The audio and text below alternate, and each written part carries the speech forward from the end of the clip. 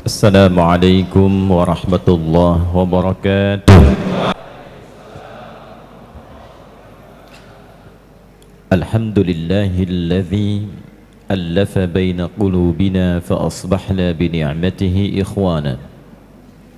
Wassalatu wassalamu ala Rasulillahilladzi biiqtida'i sunnatihi syarifati asbahna lil muttaqina imama.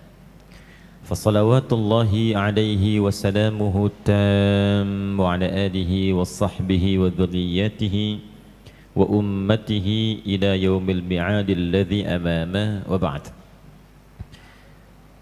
Yang kita hormati seluruh keluarga besar pengurus baik di yayasan ataupun Masjid Pondok Indah, kami doakan mudah-mudahan senantiasa istiqamah dalam merawat dan memakmurkan amanat yang Allah titipkan ini, dan semoga melahirkan jariah di kemudian hari insyaallah. Jamaah sekalian yang saya muliakan tanpa kecuali, ikhwan dan akhwat, bapak dan ibu yang hadir di kesempatan tabligh akbar kajian duha ini, semoga kehadiran kita di masjid ini bersumber dari taufik Allah Subhanahu wa ta'ala, sehingga dengan taufik itu mampu merubah kita sepulang dari pengajian ini menjadi lebih baik dalam pandangan Allah Subhanahu wa ta'ala. Saya baru landing dari pesawat dari Surabaya, ada acara simposium 1 abad Nahdlatul Ulama yang hadir Muhammadiyah dan NU. Alhamdulillah saya diberi ruang untuk merekatkan Muhammadiyah dan NU. Jadi kalau sudah bersatu, insya Allah mudah-mudahan Islamnya makin kuat, ya, kontribusi juga ke negara makin baik, dan insya Allah semua baik di ormas ataupun kita masyarakat yang berjalan senantiasa dekat dengan ridha Allah Subhanahu wa ta'ala.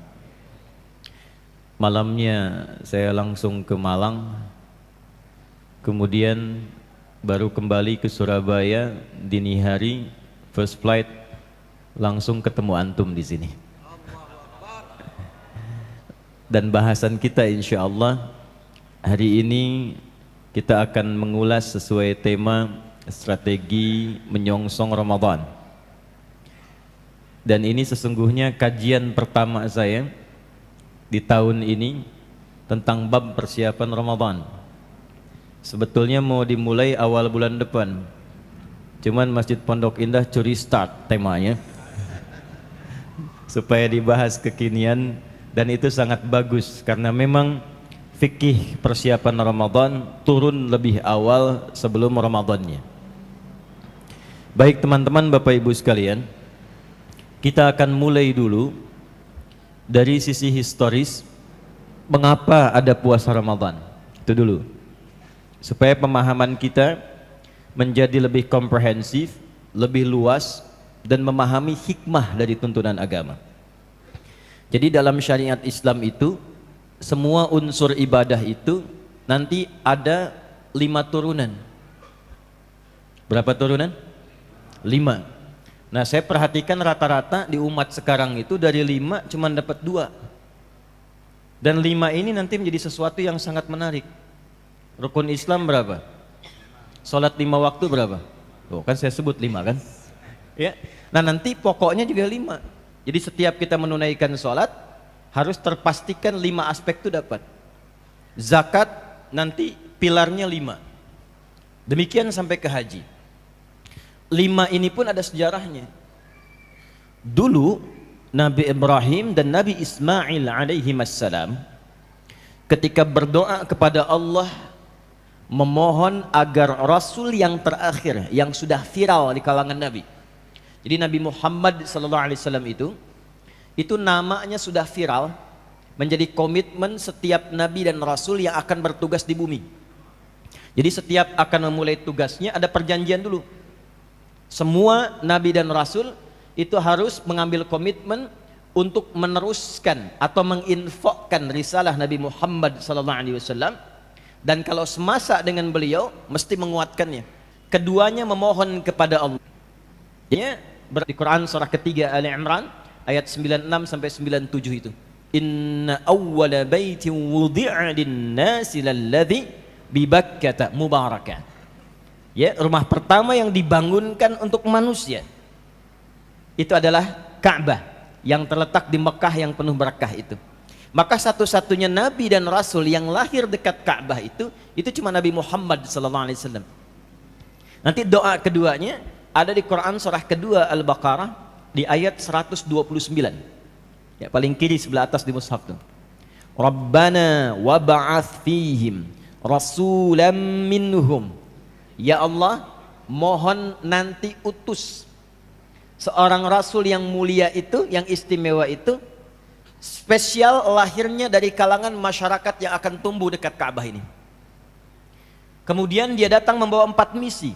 Yatsdu alaihim ayatika, 1, membawa ayat. Makanya ketika diberikan wahyu nanti Al-Quran disebut ayat isinya. Itu barokahnya doa Nabi Ibrahim dan Nabi Ismail alaihissalam. Yatsdu alaihim ayatika, akan membacakan, membimbing umatnya dari tuntunan ayat-ayatmu. Karena itu semua isi Quran disebut ayat. Al-Fatihah 7 ayat, Al-Baqarah 286 ayat, Ali Imran 200 ayat.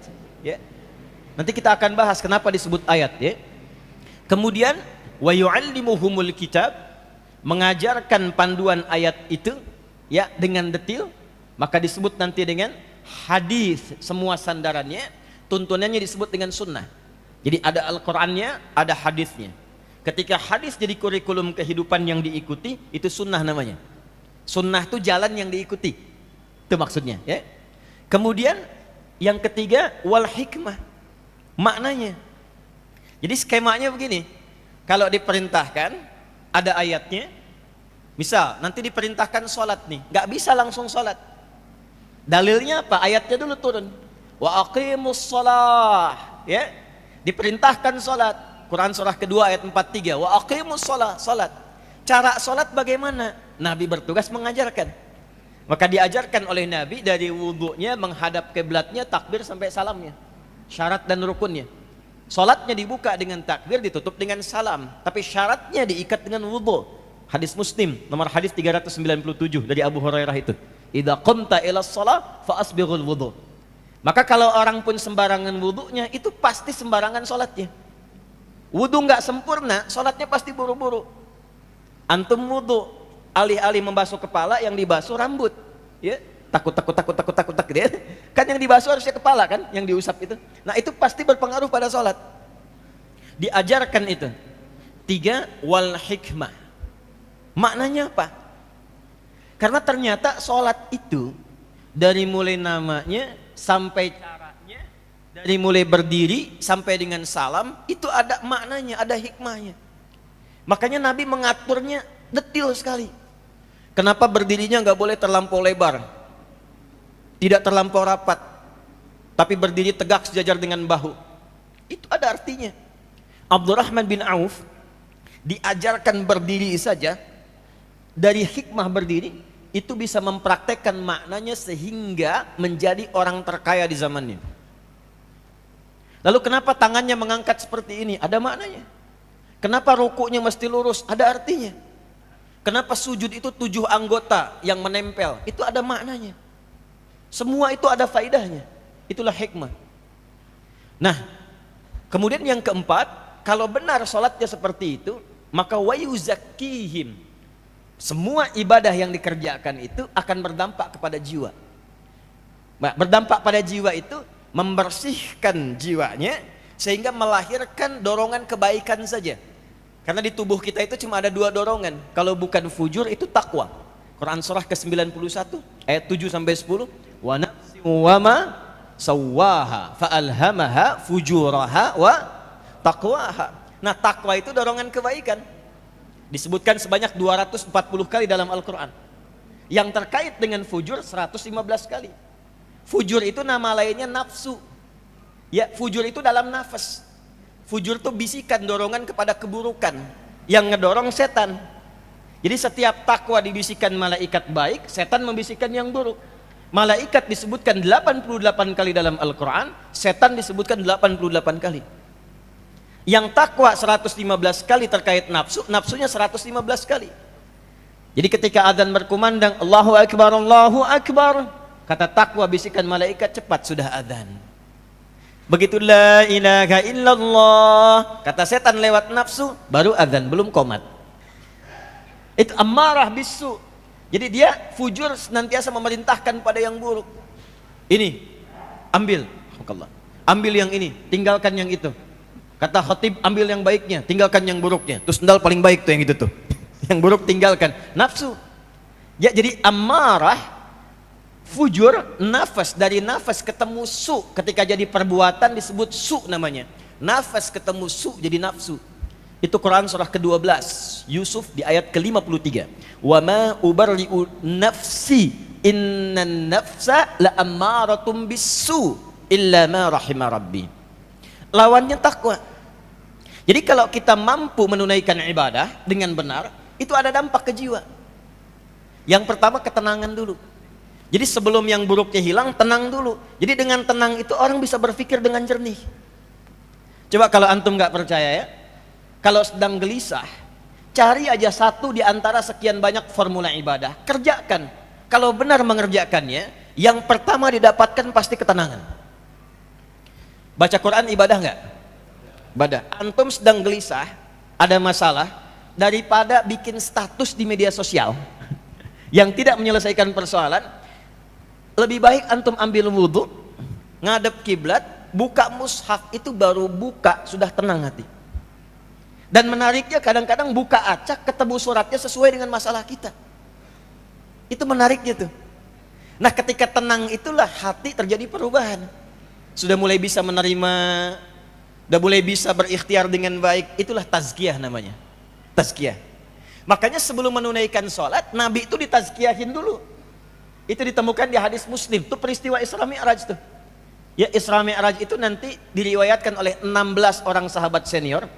Dihimpun di Kitabul Iman. Kalau ngaji Sahih Muslim itu ada di topik yang pertama, ada 54 topik. Topik pertama Kitabul Iman, dari nomor subtopik yang ke-74, Babul Isra li Rasulillahi sallallahu alaihi wasallam ila samawati wa fadlis shalah, dari nomor hadis 162.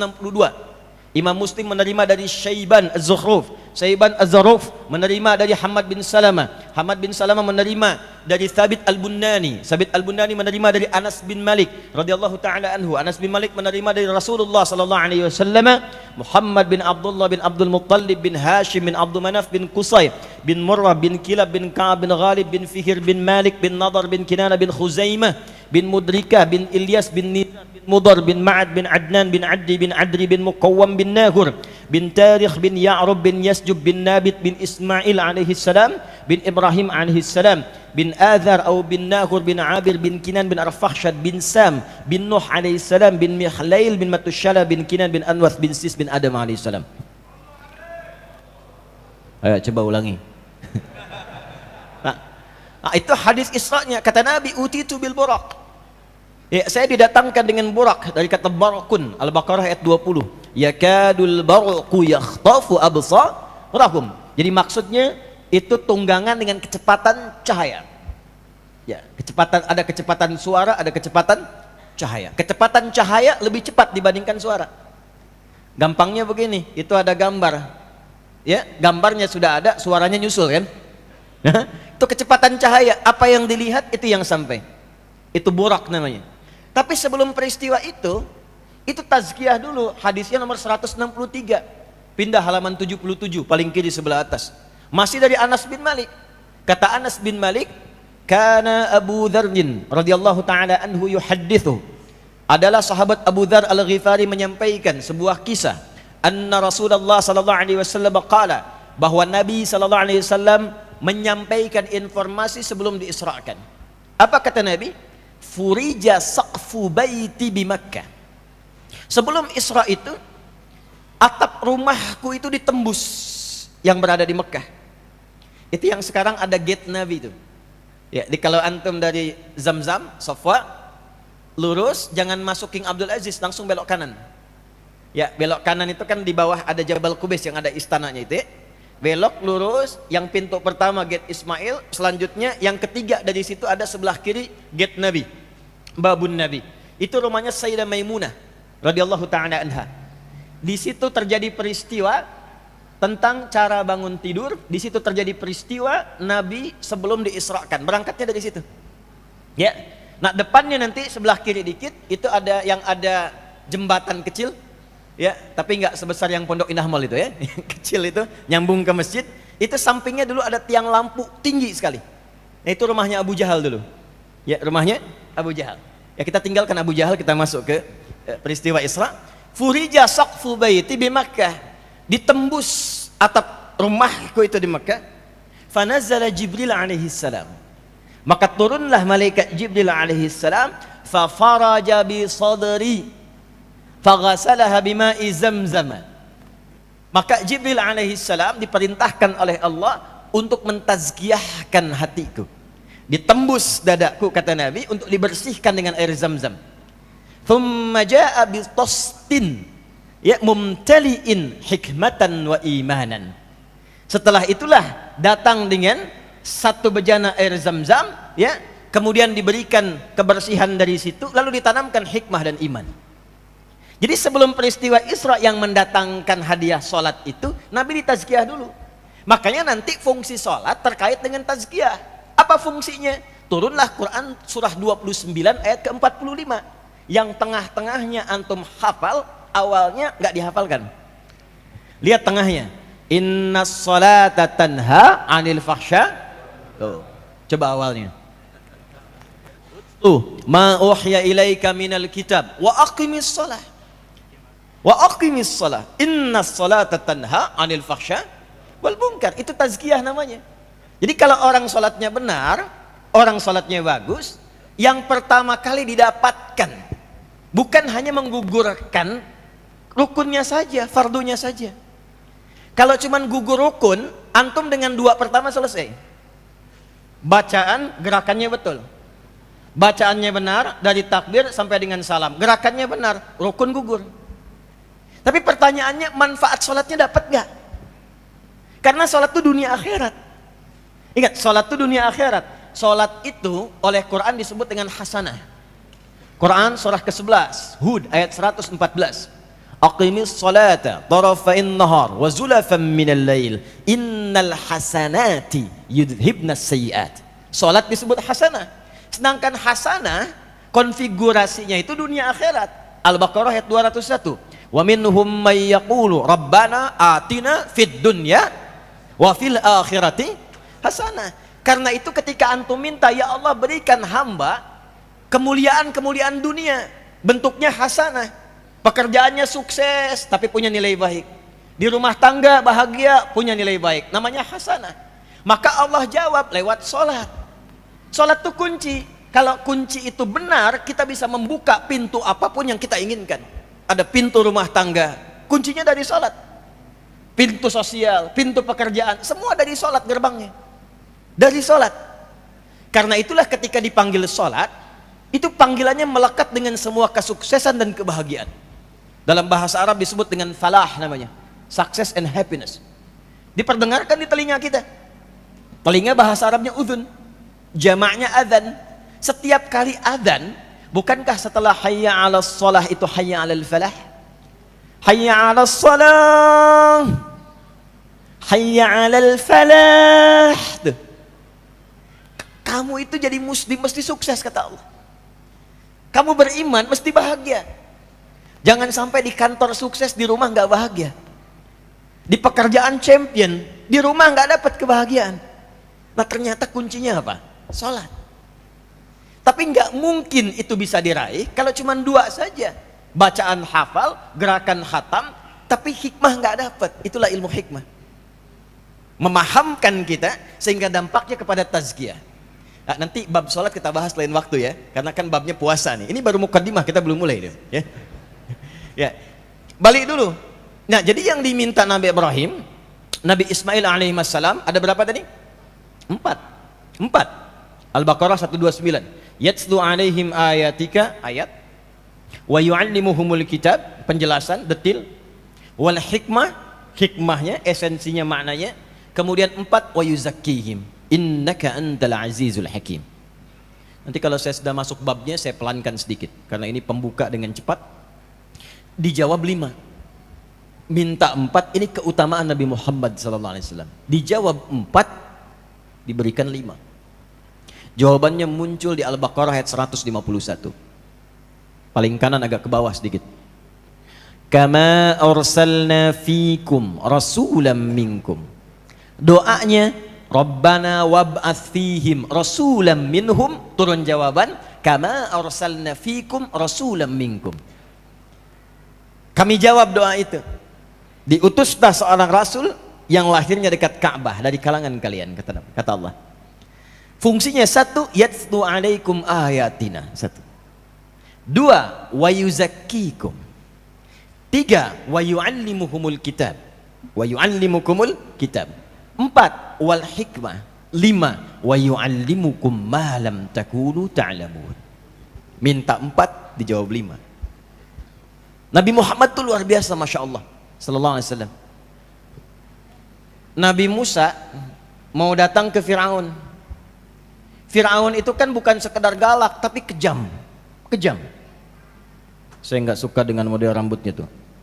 Tolong pisahkan kepala dari badannya tuh. Bukan nyuruh-nyukur, potong kepalanya.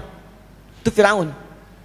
Karena itu Nabi Musa ketika akan datang ke Fir'aun minta kepada Allah dilapangkan dulu hatinya. Supaya kalau dicaci dimaki nggak cepat tersinggung. Sebab kalau Nabi tersinggung berdoa, doanya kabul, selesai. Ya. Maka minta kepada Allah, doa dilapangkan hati. Ini yang di surat Thaha itu. Rabbi syrahli wa yassirli wahlul 'uqdatam yafqahu. Perhatikan ya. Kita lihat komparasi Nabi Musa dengan Nabi Muhammad SAW. Nabi Musa berdoa dikabulkan oleh Allah. Rabbi syrahli. Nabi Muhammad nggak minta turun ayat alam nashrah laka sadrak. Nabi Musa Rabbi syrahli sadri. Nabi Muhammad alam nashrah laka sadrak. Nabi Musa minta wa yassirli amri, dia kabul. Nabi Muhammad nggak minta turun ayat wa nuyassiruka lil yusra. Itu keutamaannya. Nabi Ibrahim, Nabi Ismail berdoa untuk Nabi Muhammad, minta 4, jawaban dari Allah 5. Dan 5 inilah pilar-pilar kita dalam memahami setiap tuntunan syariat. Maka di sholat kalau kita akan riset, yang kelima akan ditemukan. Yang 4 kan berakhir, yang kelimanya apa? Akan ditemukan pengetahuan baru. Wa yu'allimukum ma lam takunu ta'lamun. Jadi kalau antum riset di semua bidang, misal antum ada yang di bidang kedokteran, antum ada yang di bidang misalnya fisiologi, ada yang di biologi. Itu setiap disiplin ilmu kalau mempelajari tentang sholat pasti akan mendapatkan bab yang baru. Silahkan cek. Dari segi kesehatan, kenapa rukuk begini? Apa manfaatnya terhadap otot? Kenapa sujudnya harus 7 bagian anggota nempel? Apa manfaatnya terhadap peredaran darah sehingga berkumpul kembali kemudian di otak, diputar kembali ke jantung? Kenapa tangan saat sujud ini nggak boleh nempel ke sini? Ya, itu ada semua dari faktornya. Dan itu akan selalu menemukan pengetahuan yang baru. Nah, yang ingin saya sampaikan, membaca syariat itu begitu. Sekarang kita akan mengaji tentang puasa, maka landasan mengkaji itu kalau ingin komprehensif, dasarnya yang 5 ini. 1 ayatnya apa? Untuk menemukan dalil. 2 baru bicara caranya. 3 hikmahnya. 4 dampak puasa pada perubahan jiwa, dan itu ada babnya. Yang 5, pengetahuan baru apa yang ditemukan dalam puasa yang kita bisa praktekkan dalam kehidupan. Ini pokoknya. Dan ini mukaddimahnya. Baru kemudian kita mulai kajian kita insya Allah. Kita ada waktu 1 jam ke depan. Saya hanya dibatasi sampai setengah 10 di sini. Ya, bukan panitianya, bukan. Ya, karena ada 1 saudara yang meninggal dunia. Kita jam 10 bergerak. Jadi setengah jam kita bisa diskusi. Setelah itu saya pamit. Kita kembali. Bismillahirrahmanirrahim. Kita mulai dari pilar yang pertama, ayatnya. Mengapa kita puasa? Pelan-pelan ya. Kalau ibadah, apalagi yang formal, yang ditanya dalilnya. Jelas ya? Yang ditanya apa? Dalilnya. Dan perintah. Oke ya? Jadi yang ditanya perintah, bukan larangan. Kalau larangan gak akan ditemukan. Coba cari larangan sholat subuh 3 rakaat. Cari larangan sholat subuh 3 rakaat, nggak akan ditemukan. Ya, sampai kiamat kurang 2 hari nggak akan ditemukan. Ya, sehari lagi kita sadar. Kenapa? Karena untuk ibadah itu yang dicari bukan larangan, tapi perintahnya. Dalil. Sebaliknya dunia itu kebalik, yang dicari larangannya. Supaya memudahkan kita beraktivitas. Jadi jangan tanya dalil. Saya pengen jus alpukat, apa dalilnya? Susah kalau begitu. Ya. Jadi dunia itu semua boleh, kecuali yang dilarang. Itu aja. Makanya ayat larangan di Quran itu cuma 300, kurang lebih 313. Semuanya tuh 6.236 ayat, teman-teman. Ya. Dan ibadah itu yang pakai dalil. Sholat saja, sholat. Maaf ya, saya tanya nih, berapa waktu tadi sholat?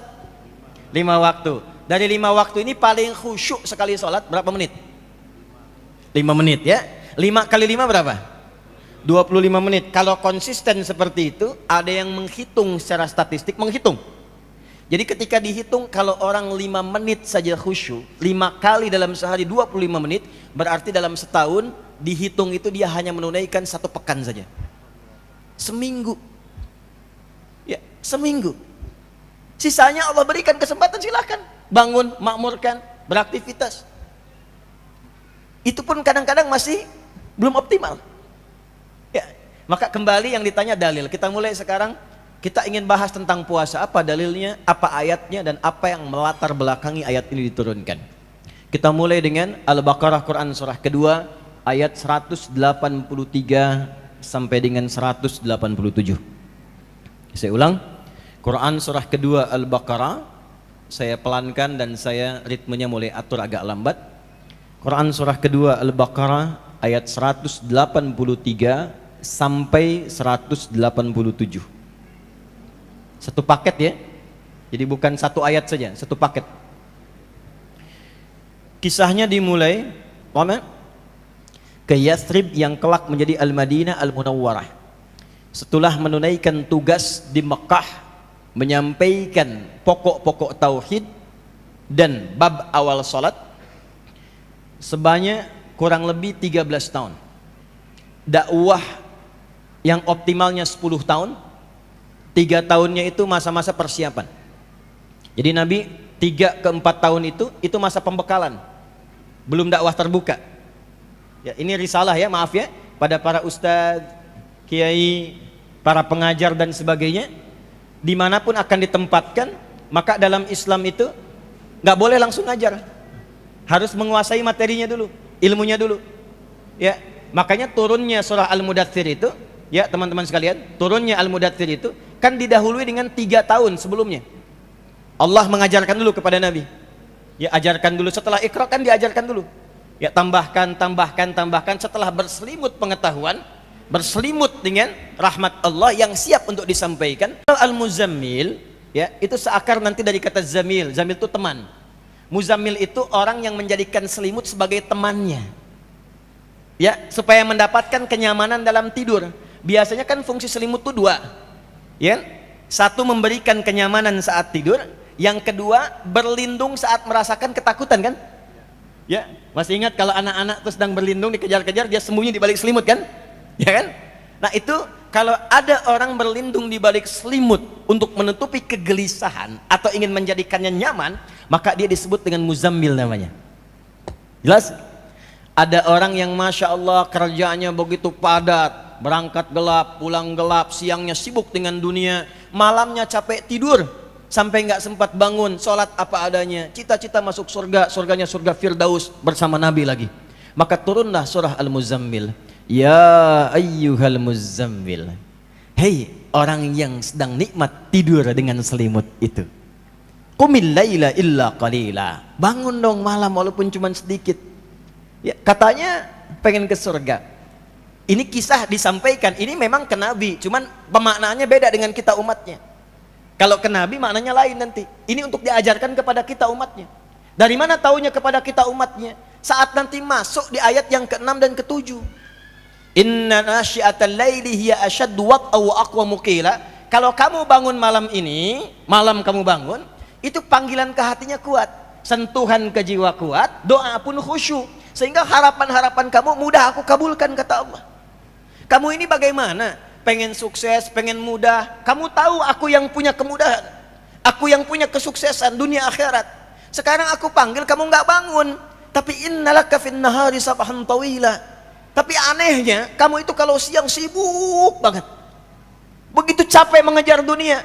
Malam-malam tertidur pulas punya teman selimut. Cita-cita masuk surga. Itu Muzammil namanya. Mudaththir beda. Sudah berilmu, sudah bertutup. Itu makanya dari kata dithar. Dithar itu selimut dari makna hakiki. Yang kedua, selimut dari pengetahuan atau wawasan yang menyelimuti. Makanya ketika surahnya turun, itu perintahnya dakwah. Ya ayyuhal muddaththir. Hai yang tengah berselimut. Bisa diartikan real, bisa diartikan selimut pengetahuan atau sesuatu yang telah punya bekal. Qum fa'anzir. Wa rabbaka fakabbir. Wa thiyabaka fatahhir. Wa rujza fahjur. Wa la tamnun tastakthir. Wa li rabbika fasbir.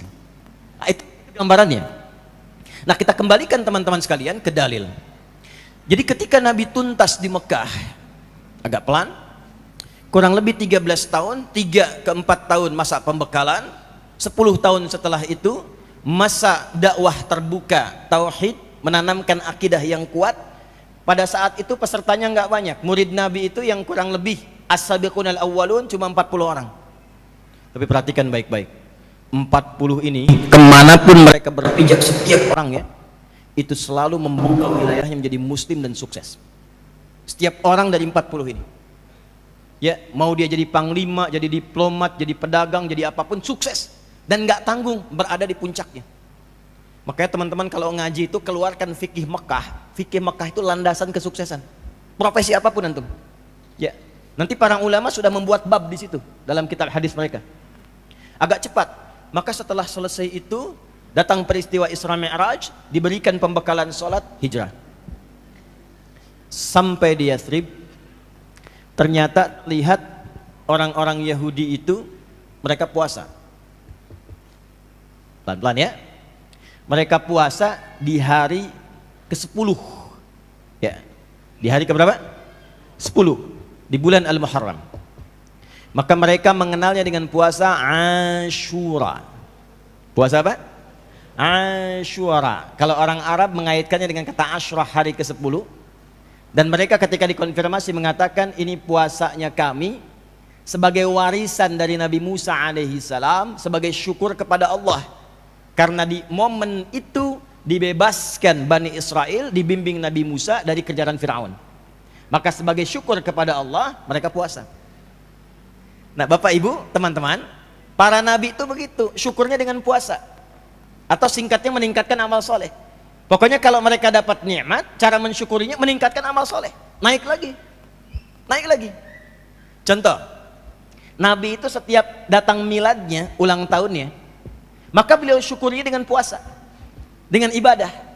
Ya, dengan ibadah. Ini menarik nih. Makanya ketika Nabi puasa ditanya oleh sahabat, "Ya Rasulullah, kenapa engkau puasa hari Senin ini?" Kata Nabi, "Hadza yauma wulidtu." Ini hari aku dilahirkan. Dan itu nanti ada hikmahnya. Contoh lagi, ya. Ketika Nabi turun ayat, teman-teman, yang menjamin surganya. Inna a'tainakal.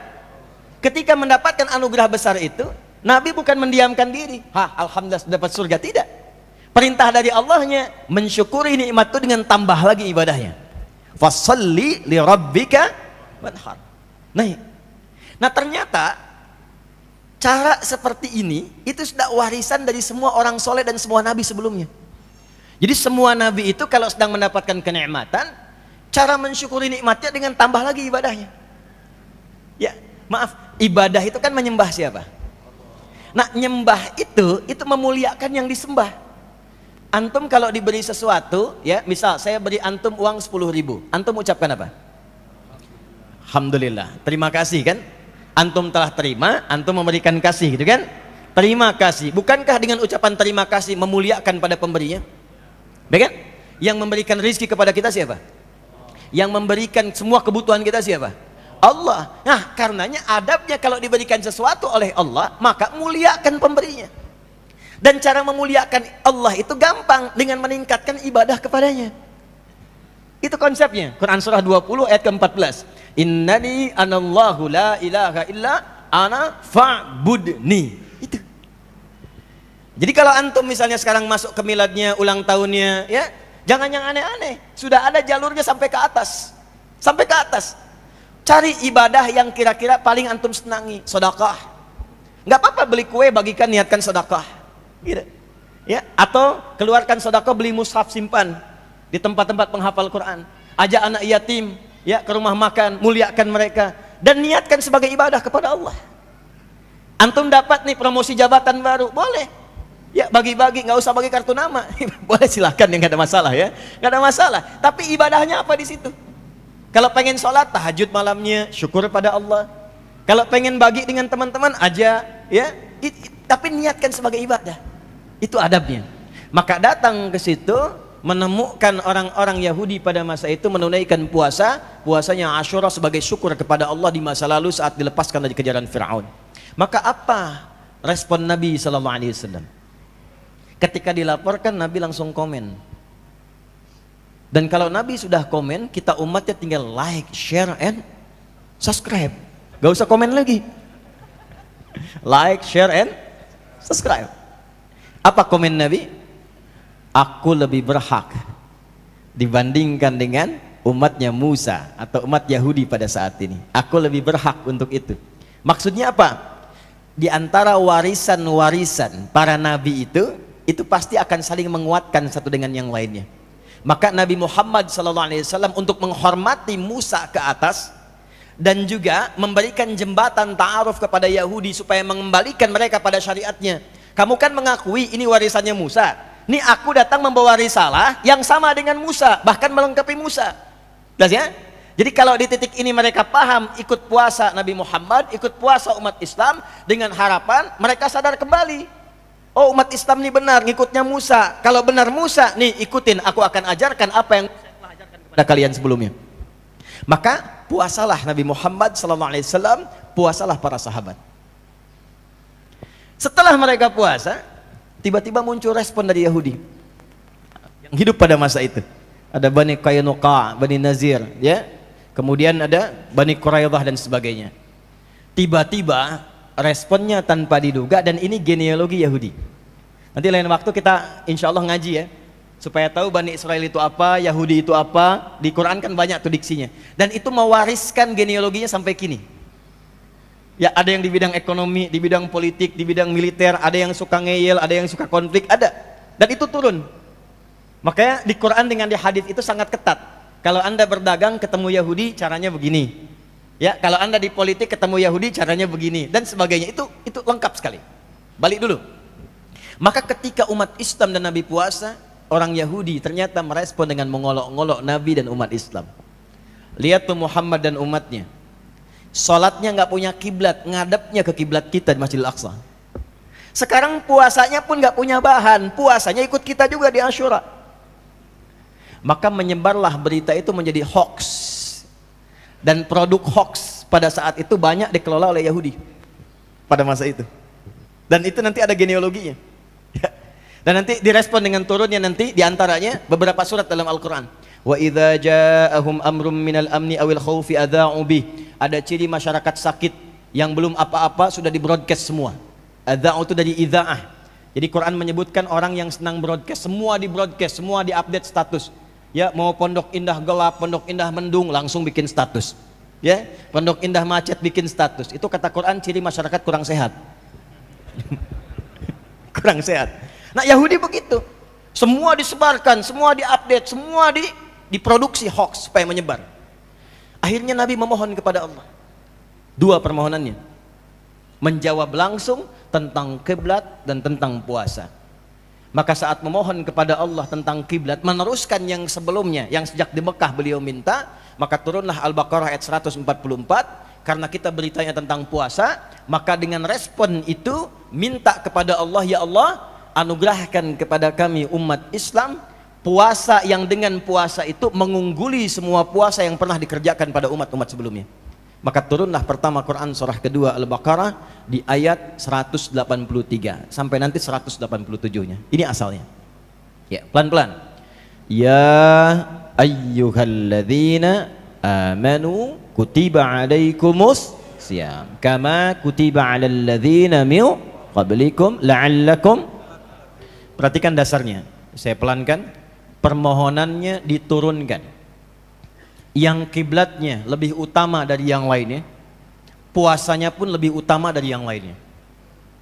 Jadi kalau kita kembalikan ke 5 pilar tadi, Ramadan itu bukan puasa biasa yang kalau kita kerjakan dengan benar, satu, dari semua sudut pandang, baik terkait pahalanya, keutamaannya, itu akan mengalahkan puasa-puasa yang pernah dikerjakan sebelumnya.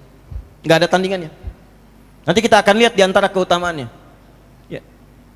Jadi kalau kita urutkan dari segi ayat, dasar ayatnya turun itu ternyata salah satunya untuk memuliakan umatnya Nabi Muhammad SAW lewat Rasulnya.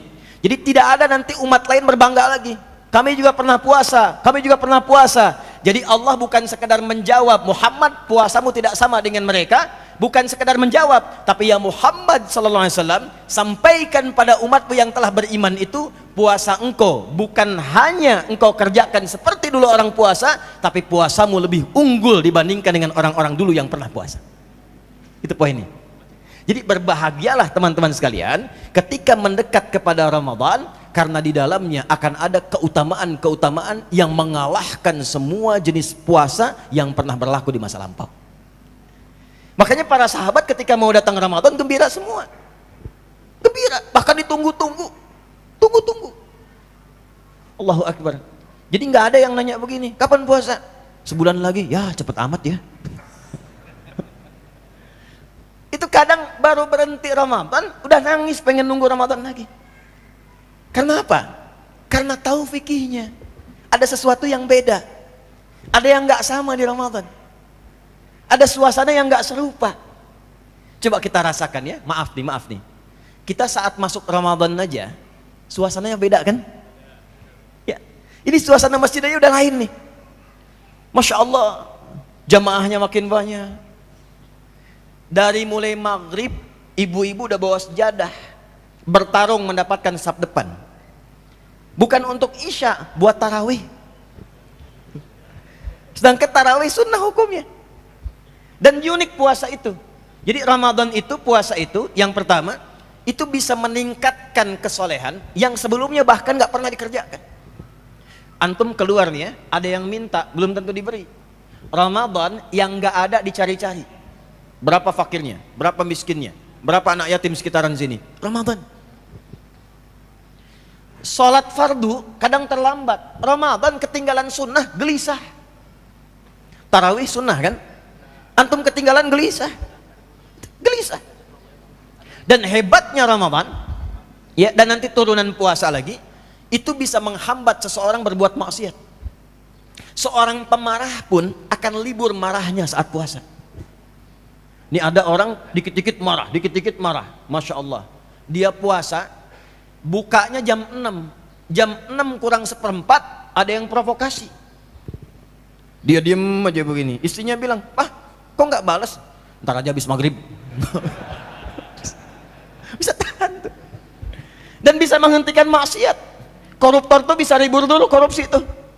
Ya, pencuri bisa nggak mencuri. Ya. Pembohong bisa nggak bohong. Tumben nggak bohong, takut batal. Itu puasa. Itu Ramadan. Suasana indah dan berkahnya apa? Kalau dulu orang Yahudi puasa untuk sendirinya saja, makan sendiri, minum sendiri, pakaian sendiri. Umat Islam tidak. Begitu Ramadan, yang jual kolaknya bisa non muslim. Lihat, yang jual kurmanya bisa non muslim. Yang dapat manfaatnya banyak yang belum beriman pun, dan tidak sedikit mendapatkan hidayah dari keindahan Ramadan itu. Ramadan. Makanya teman-teman, kita mesti menghadirkan dulu perspektif ini sehingga kita semakin semangat menyambut Ramadan. Dan yang paling dahsyat apa? Allah turunkan kemuliaan setiap siang malamnya yang gak pernah diberikan pada puasa sebelumnya. Contoh, untuk siangnya, man shoma ramadhana imanan wahtisaban ghufira lahu ma taqaddama min dhanbi. Al-Bukhari. Man, siapapun tanpa kecuali, laki-laki, perempuan, besar kecil, tanpa batas. Man. Jadi tolong, kalau saya kurang sepakat dengan terjemahan barang siapa. Tuh di terjemahan Musab masih ada terjemahan barang siapa ya. Saya agak kurang sepakat saya. Bukan apa-apa karena sampai sekarang saya belum menemukan tuh barang punya siapa. Jadi lebih enak kita terjemahkan siapapun. Man shoma, siapapun yang menunaikan puasa Ramadan, khusus Ramadan. Ada kalimat Ramadannya. Kalau man ketemu fi'il madhi, ketemu satu momentum, itu artinya perbuatannya belum dikerjakan, akan dilakukan. Sama dengan idza ketemu fi'il madhi past tense. Masalahnya idza jaa, itu perbuatannya belum ada. Jelas ya? Misal Fathu Mekah nih, penaklukan kota Mekah belum terjadi, tapi ayatnya sudah turun. Idza jaa nasrullahi wal fath. Belum terjadi, nanti terjadinya, tapi disuruh siap-siap. Ya, diberikan kabar gembira. Nah, ini pun sama, man shoma ramadhana, Ramadannya belum tiba. Tapi Nabi sudah berikan motivasi supaya kita siap-siap dari sekarang. Man shoma ramadhana imanan wahtisaban. Siapapun yang menunaikan puasa Ramadan yang didasari dengan iman dalam dirinya. Karena itu panggilan puasanya pakai panggilan iman. Ya ayyuhalladzina amanu. Catat ya, satu. Saya mulai tuliskan pelan-pelan supaya terukur maksud saya. Kelihatan belakang? belum saya tulis ya. Nah, tenang. Iman kita sama levelnya di sini ya. Jadi jangan sampai udah kelihatan tuh. Baik, lihat sini. Man, saya besarkan dikit. Shama Ramadhana imanan. Dulu ini. Saya garis bawahi kata imannya. Panggilan puasanya pakai iman. Ya ayyuhalladzina amanu. Perhatikan. Inilah rahmannya Allah kepada kita. Jadi kata iman di ayat puasa, ya ayyuhalladzina amanu, itu pertama didasari dengan huruf ya dulu, kemudian ayyuha, lalu pakai alladzina, baru disambungkan ke iman. Ya, kita bedah dulu, disebutkan sebanyak 361 kali dalam Al-Quran. Ini fungsinya memanggil yang dekat, menengah ataupun jauh. Nidaul qarib, mutawassit wal ba'id. Jadi kalau di Arab ada yang dipanggil dengan ya, itu manggil semua jarak. Ya, semua nengok. Jelas? Tahan. Ayyuha, ayyunya munada untuk menguatkan pesan, haknya mengingatkan. Disebutkan 150 kali dalam Al-Quran. Alladzina itu menunjukkan keseluruhan objek yang dipanggil tanpa kecuali. Disebutkan 1080 kali dalam Al-Quran. Fokus. Perhatikan baik-baik. Inilah indahnya ketika Allah memanggil. Allah tidak pernah bedakan siapa yang dipanggil khusus untuk Ramadan. Kata Allah, hei semua hambaku yang merasa punya iman. Aku nggak peduli apakah imanmu itu lemah sehingga engkau merasa jauh dariku, aku panggil. Datang. Aku siapkan Ramadan untuk menguatkan imanmu. Apakah engkau merasa tengah-tengah, jauh, tidak, dekat juga tidak? Dipanggil sholat fardu datang, sunnah belum tentu. Kalau yang ini sholat fardu pun belum tentu. Ada yang merasa dekat dengan Allah, sunnah pun sudah dikerjakan sebelum Ramadan. Bahkan latihan puasa sunnah, latihan tahajud. Kata Allah, aku nggak bedakan, semua disamakan dipanggil. Dan ini dibuktikan saat Ramadan. Makanya ketika Ramadan tiba, orang yang nggak pernah ke masjid pun bisa saf pertama. Saya tidak mengatakan setiap saf pertama nggak pernah ke masjid ya. Tapi saya ingin katakan suasana Ramadan dengan panggilan satu huruf ya ini, itu merubah jiwa kita. Yang nggak pernah tadarus bisa tadarus. Karena kenapa? Ada fitrah yang Allah berikan dengan rahmatnya, menjadikan semua merasakan nikmat yang sama. Itulah hebatnya Ramadan. Dipanggil semua. Ini dengan satu huruf ya saja. Ya, pakai alladzina. Tapi problemnya adalah ini panggilan di awal Ramadan. Tidak berlaku sampai akhirnya. Karena ketika dirinci itu jadi man ke atasnya. Ya, man itu sudah personal, setiap orangnya mau nggak konsisten menjaga nikmat di sampai akhir. Seakan-akan ada isyarat dalam Quran dan hadis, di awal Ramadan semua diberikan kenikmatan dan rasa yang sama. Tapi kalau tidak konsisten menjaga itu sampai akhir, di tengah-tengah akan terjadi banyak kemajuan. Sapnya maju. Dari 10 sap kan? Tinggal 5, 4, 3, 2, 1. Maju. Betul nggak? Terbukti nggak? Berarti ayatnya benar. Satu itu. Itu poin yang pertama, ya. Jadi yang kita rasakan, satu, hadirkan dulu suasana bahwa Ramadan itu spesial, panggilannya langsung dari Allah, dan panggilan dari Allah bukan sekedar panggilan. Rahmat yang Allah berikan untuk menurunkan semua jenis kebaikan bagi semua hambanya tanpa kecuali. Jadi cuma Ramadan yang tidak Allah bedakan orang soleh dan orang salah. Yang salah oleh Allah diampuni dosanya kalau dia bertobat, dinaikkan statusnya menjadi soleh, dan yang soleh dinaikkan statusnya lebih dekat lagi menjadi ibadur rahman.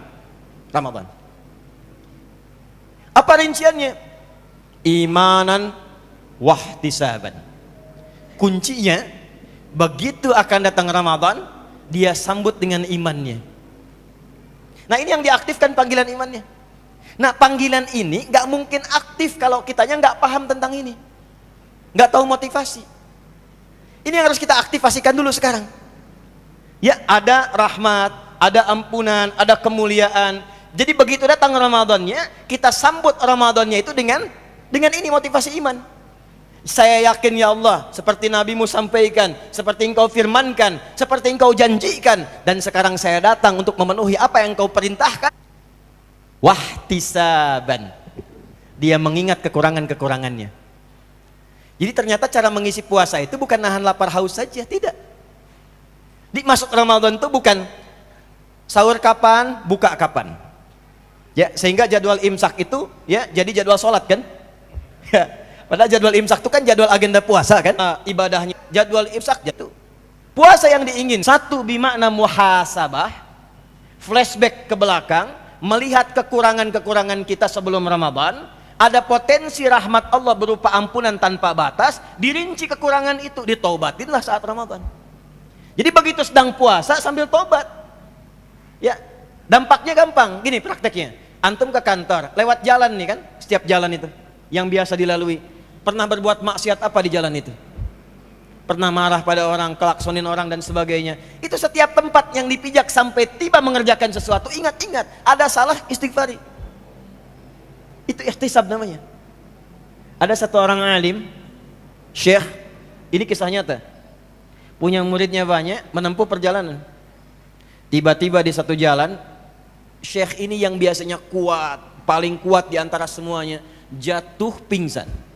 Jatuh pingsan. Muridnya semua nunggu, begitu bangun, ditanya, Syekh Mabika, kenapa Syekh? Biasanya kan Anda kuat. Kata syekhnya, saya begitu memijak tempat saya sekarang. Maksiat seorang alim itu gimana sih? Karena menyadari setiap tempat yang dipijak itu akan bersaksi di hadapan arjuluhum bima kanu yaksibun. Itu baru tubuh. Nah, yang dipijak itu bersaksi di hadapan Allah. Perhatikan, selanjutnya gunakan akan bersaksi di hadapan maksiat pun bersaksi juga. Kalau ada yang si fulan mengenakan saya pesan sepatu baru. Pesan yang baru-baru ada 30 tahun. Kadang sholat cuman ke masjid, kenakan pakaian yang kamu yang paling jangan dari Allah 5 kali dan harapan surga. Ya?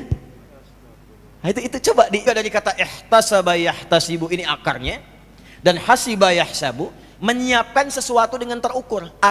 Hisabnya itu kan dari semua kegiatan kita kan? Makanya umat Islam itu dari bangun tidur diminta oleh Allah sedang menyiapkan agenda kegiatannya supaya terukur. Karena itu salat pertama dalam Islam ketika bangun disebut apa namanya? Subuh. Apa itu subuh? Subuh itu ada dalilnya, bukan sekedar nama. Bukan sekedar nama. Subuh itu nanti spiritnya ada di Quran surah 81 At-Takwir ayat 18. Was-subhi idza tanaffas. Bersamaan dengan tibanya subuh, demi waktu subuh yang aku tetapkan kata Allah, bersamaan dengan itu siapkan agenda kegiatanmu seperti nafas yang mengalir dalam dirimu. Makanya semua kegiatan kita itu bukan sekedar bagaimana kabarmu, Bagaimana kabarmu di pagi ini? Sudah punya? Kecuali sudah punya agenda yang disiapkan yang akan dikerjakan di hari itu. Nabi itu ngajarin kita evaluasi. Tadi besok harus jamaah. Dari yang jamaah karena kesulitan yang dibaca. Yang pengen ke surga. Kan ke surga itu membaca, naiknya itu membacakan apa yang biasa dibaca. Ya, Quran yang biasa dibaca itu perintahnya itu. Iqra warattil. Ya, inna akhira qira'ataka akhira manzilatika fil jannah. Iqra warfa. Baca dari Quran yang biasa engkau baca di dunia. Kalau belum sempat sempurna, kita niatkan besok saya punya agenda gini. Salat subuhnya di Masjid Pondok Indah, ya. Salat zuhurnya di Masjid Sunda Kelapa misal, ya. Salat asarnya di Masjid C, Masjid D sampai isyanya. Baca Qurannya sekian, murajaahnya dengan keluarga sekian, sedekahnya sekian. Jadi ketika akan mengerjakan sesuatu, besoknya bangun sudah terukur agendanya. Sudah punya agenda, dibawalah kepada Allah dalam sholat. Minta persetujuan Allah untuk dimudahkan. Itulah kenapa ada sholat subuh. Nah, kita saat Ramadan, kenapa pakai ihtisab? Imanan wahtisaban. Dia muhasabah diri, dia punya agenda. Jadi jangan sampai puasa tuh cuma nahan lapar, nahan haus, tunggu buka. Tidak. Hari pertama apa yang mau dikerjakan? Tuh. Apa yang mau dilakukan di hari pertama? Punya agenda, dari sekarang siapkan. Ya. Apa agenda sosialnya, pekerjaannya? Silahkan, gak ada masalah. Saya kerja dari jam sekian sampai jam sekian, hitung. Berangkat dari rumah ke tempat kerja berapa? 1 jam. Alhamdulillah bisa murajaah, bisa tilawah 1 jam. Bisa baca Quran, siapkan. Kalau nggak disiapkan, nanti bingung. Berangkat kerja, tidur lagi. Pulang kerja, tidur lagi. Nunggu buka, tidur lagi. Andalannya hadis itu kan? Tidurnya orang puasa adalah ibadah. Hadis palsu. Hadis palsu itu dari hikmah sebetulnya, bukan hadis. Ya, kembali. Jadi itu yang harus kita siapkan, agenda ukur. Nah, orang yang punya agenda ini yang terukur dan dia isi dengan beristighfar kepada Allah, maka siangnya semua pekerjaan di siang itu diberikan rahmat oleh Allah dan semua dosa-dosanya dihilangkan oleh Allah. Ghufira lahu ma taqaddama min dzambi. Semua dosa-dosa yang pernah terjadi di tempat yang dia lalui itu, semua pekerjaan yang dia istighfari itu, ternyata puasa hari pertama saja kalau benar dilakukan, menggugurkan semua dosa yang pernah terjadi pada dirinya. Hari pertama. Insya Allah. Ingat, menggugurkan dosa ya, bukan utang. Utang tetap bayar. Awas, ingat ya. Ya, kayak salaman kan? Ya kan? Tidaklah 2 orang muslim itu bertemu, ya kan?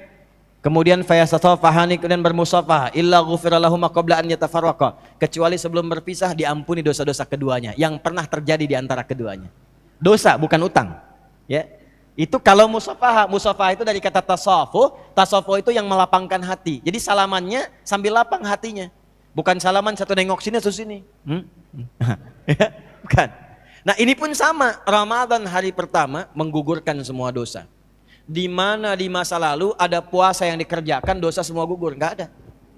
Cuma Ramadan. Tuh.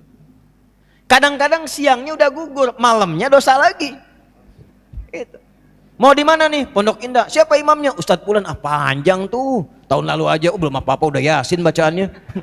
Emang tuh Ustadz nggak tahu jamaahnya tuh, nggak pernah lihat kali itu imam ya. Ya. Belum sholat udah gibah. Kayak enggak? Udah gibah tuh, ya.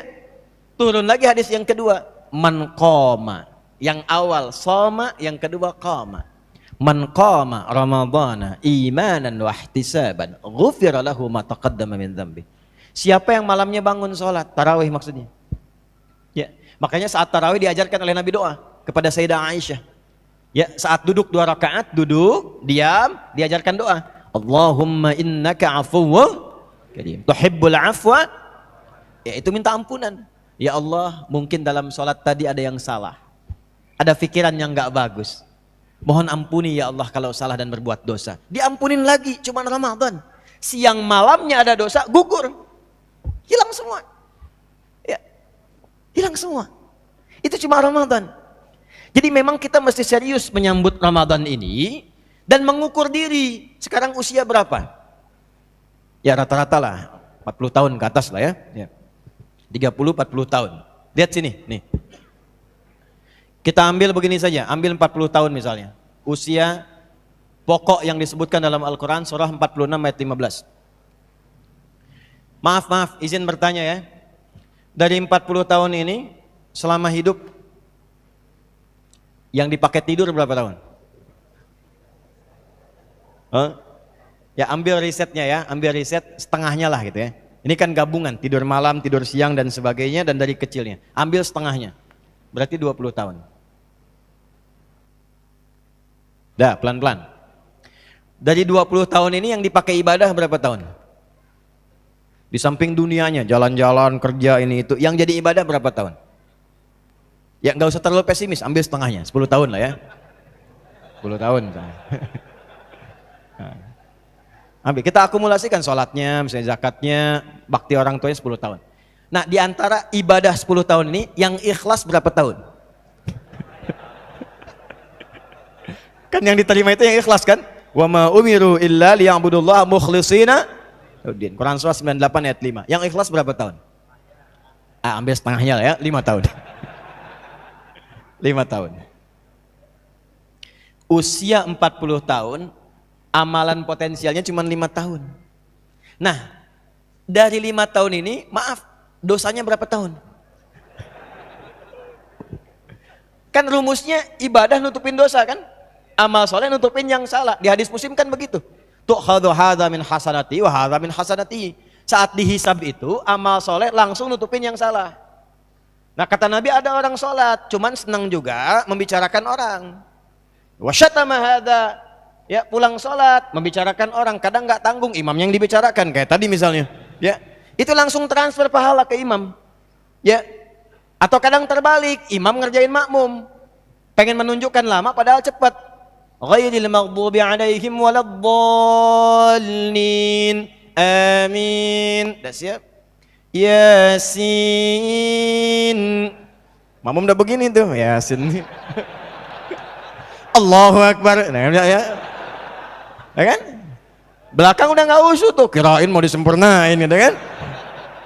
Sama juga tuh. Ya, imam juga mesti hati-hati tuh, sama juga begitu. Ya, di sholat tuh pokoknya unik deh, babnya unik sekali. Nah ini, kalau terjadi demikian, ini menyempurnakan ke sini. Pindah. Secara singkat beginilah, secara singkat, gak usah terlalu pesimis. Usia 40 tahun, modal 5 tahun, cita-citanya surga Firdaus. Ya, siapa yang pengen ke surga Firdaus? Oh, udah mulai menurun tuh saya. Iya kan? Pengen ke surga Firdaus bersama Nabi, itu kan? Tempat tertinggi ya. Modal 5 tahun. Itu pun harus nutup yang salah dulu. Nah, sekarang kan kita harus berpikir cerdas. Kita tanya sama Allah, ya Allah, nggak nutup nih. Sedangkan kau syakur. Syakur itu menerima walaupun sedikit dan memberikan nilai yang, kata Allah, saya gugurkan semuanya. Kalau ada dosa, gugur. Nih yang 5 tahun.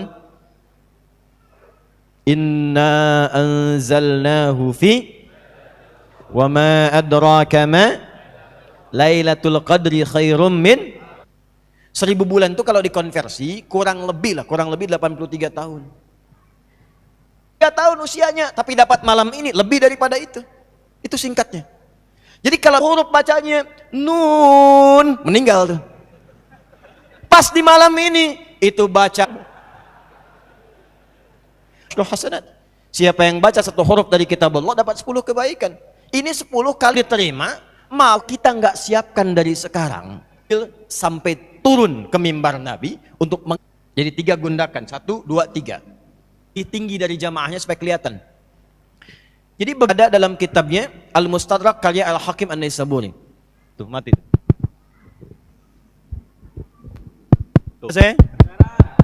Kedengaran? Tidak, kau bisa jawab? Tes.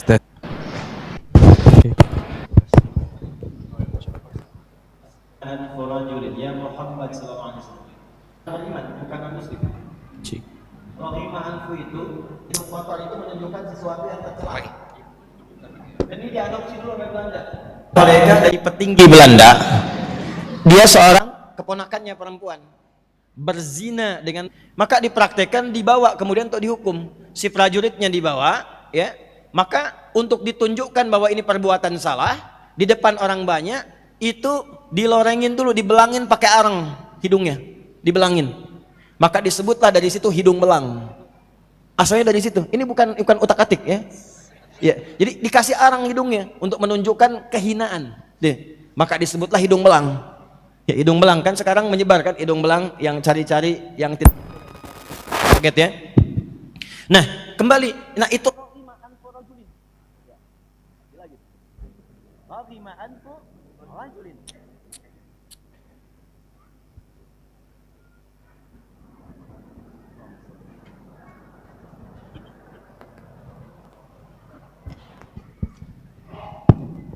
baik, itu raghima anfu rajulin. Sungguh tercela seseorang. Liman adraka ramadhana falam yughfar lahu. Yang sudah Allah anugerahkan sampai ke Ramadan tapi tak memanfaatkan momen itu untuk memohon ampunan kepada Allah sehingga Allah mengampuninya. Alhamdulillah. Maaf Bapak Ibu. Saya sejak pulang dari Libya sampai sekarang. Itu setiap menjelang Ramadan saya tunggu bulan Rajab, bulan Sya'ban. Hampir rata-rata ada orang baik meninggal. Kalau bukan alim, ya orang saleh kelihatan meninggal. Tentu sesuai dengan ajalnya, tentu sesuai dengan ajal.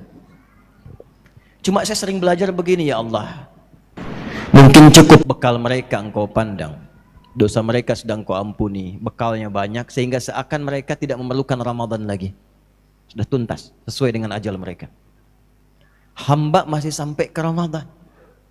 Saya melihatnya selalu begitu. Makanya kata malaikat Jibril itu keterlaluan Muhammad SAW. Orang udah dikasih Ramadan yang orang dulu nggak pernah dapat. Umat dulu tuh nggak dapat itu. Walaupun mereka puasa, kama kutiba 'alal ladzina min qablikum, mereka juga puasa. Tapi suasananya nggak kayak Ramadan. Kata malaikat Jibril langsung turun. Keterlaluan Muhammad SAW. Terhina seorang hamba jauh dari Allah. Karena redaksi lainnya bu'dan. Jauh dari Allah tuh. Orang yang udah dikasih Ramadan nggak dimanfaatkan sampai nggak mampu diampuni. Sehari nggak minta ampun kiranya wajar. 2 hari dipertanyakan, 30 hari dikasih nggak minta juga. Berapa hari lagi harus dikasih? Kalau dengan diberikan Ramadan Anda belum menengadahkan tangan untuk bertobat, dengan cara apa lagi Allah mengampuni dosa Anda? Dengan cara apa lagi Allah mengampuni? Dan itu siang malamnya gitu. Siang malamnya. Maka hal yang harus dilakukan apa? Ingat, Nabi langsung mengaminkan. Amin. Biasanya Nabi yang berdoa, malaikat mengaminkan. Di kasus ini malaikat yang bermohon, Nabi mengaminkan. Kasus ini. Ini menunjukkan saking utamanya Ramadan. Karena itulah saat sebelum masuk Ramadan, Nabi mengajarkan kepada umatnya kurikulum terbaik untuk menyongsong Ramadan. Bahkan ditunjukkan oleh Nabi SAW. Berita baiknya teman-teman sekalian, ayat ini turunnya bukan saat Ramadannya, tapi turunnya di bulan Sya'ban. Supaya ada persiapan sebulan sebelumnya. Di turunnya Al-Baqarah 183 itu bulannya bulan Sya'ban, bukan Ramadannya. Tahun kedua Hijrah. Kenapa turunnya sebulan sebelumnya? Untuk menyiapkan diri, saking pentingnya Ramadan, siap-siap dulu sebelumnya. Supaya bisa menerima dengan lapang. Ya. Sesuatu yang lapang, yang nyaman, yang siap menerima siapapun dan apapun yang datang, itu dalam bahasa Arab kata kerjanya disebut dengan rahaba. Sifatnya disebut dengan marhaban.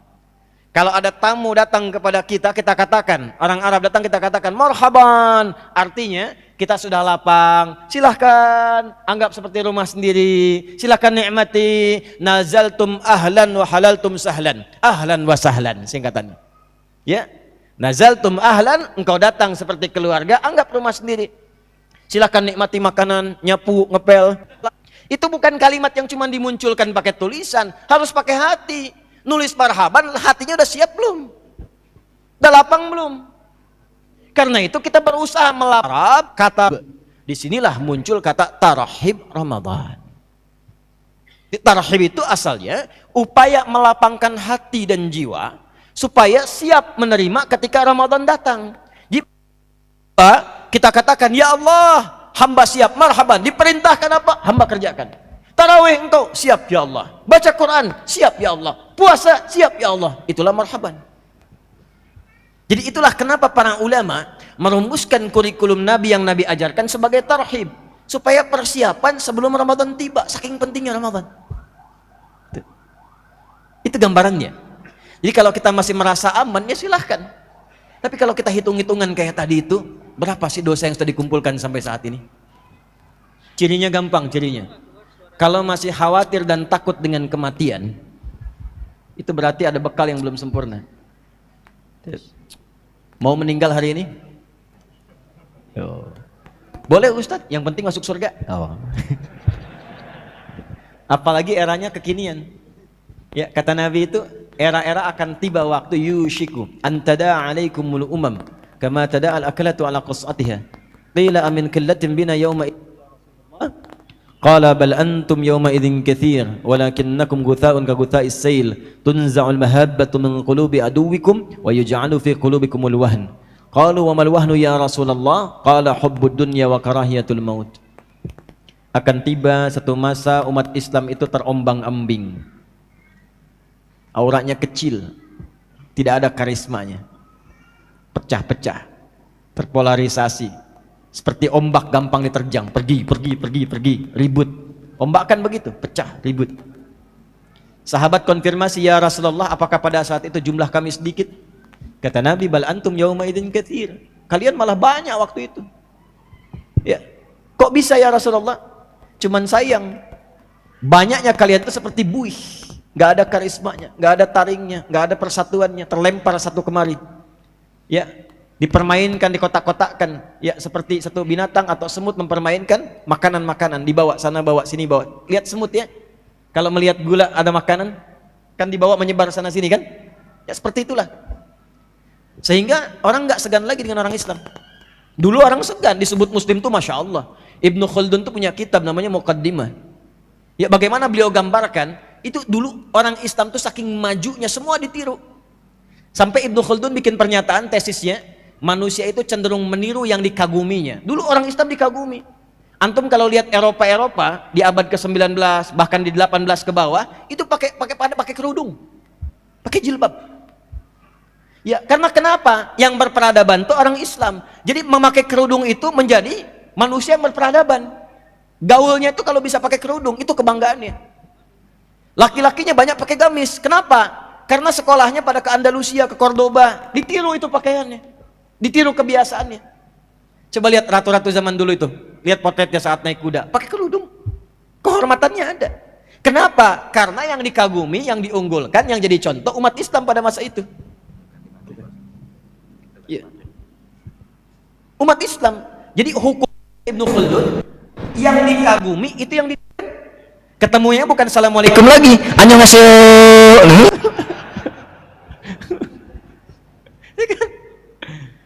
Ya itu budaya, perilakunya ya begitu. Nah akan tiba kata Nabi, perilaku umat Islam itu ya seperti itu. Lihat ini pengen begitu, lihat rambut dicat pengen dicat, padahal masjid kekurangan cat tuh. Ya.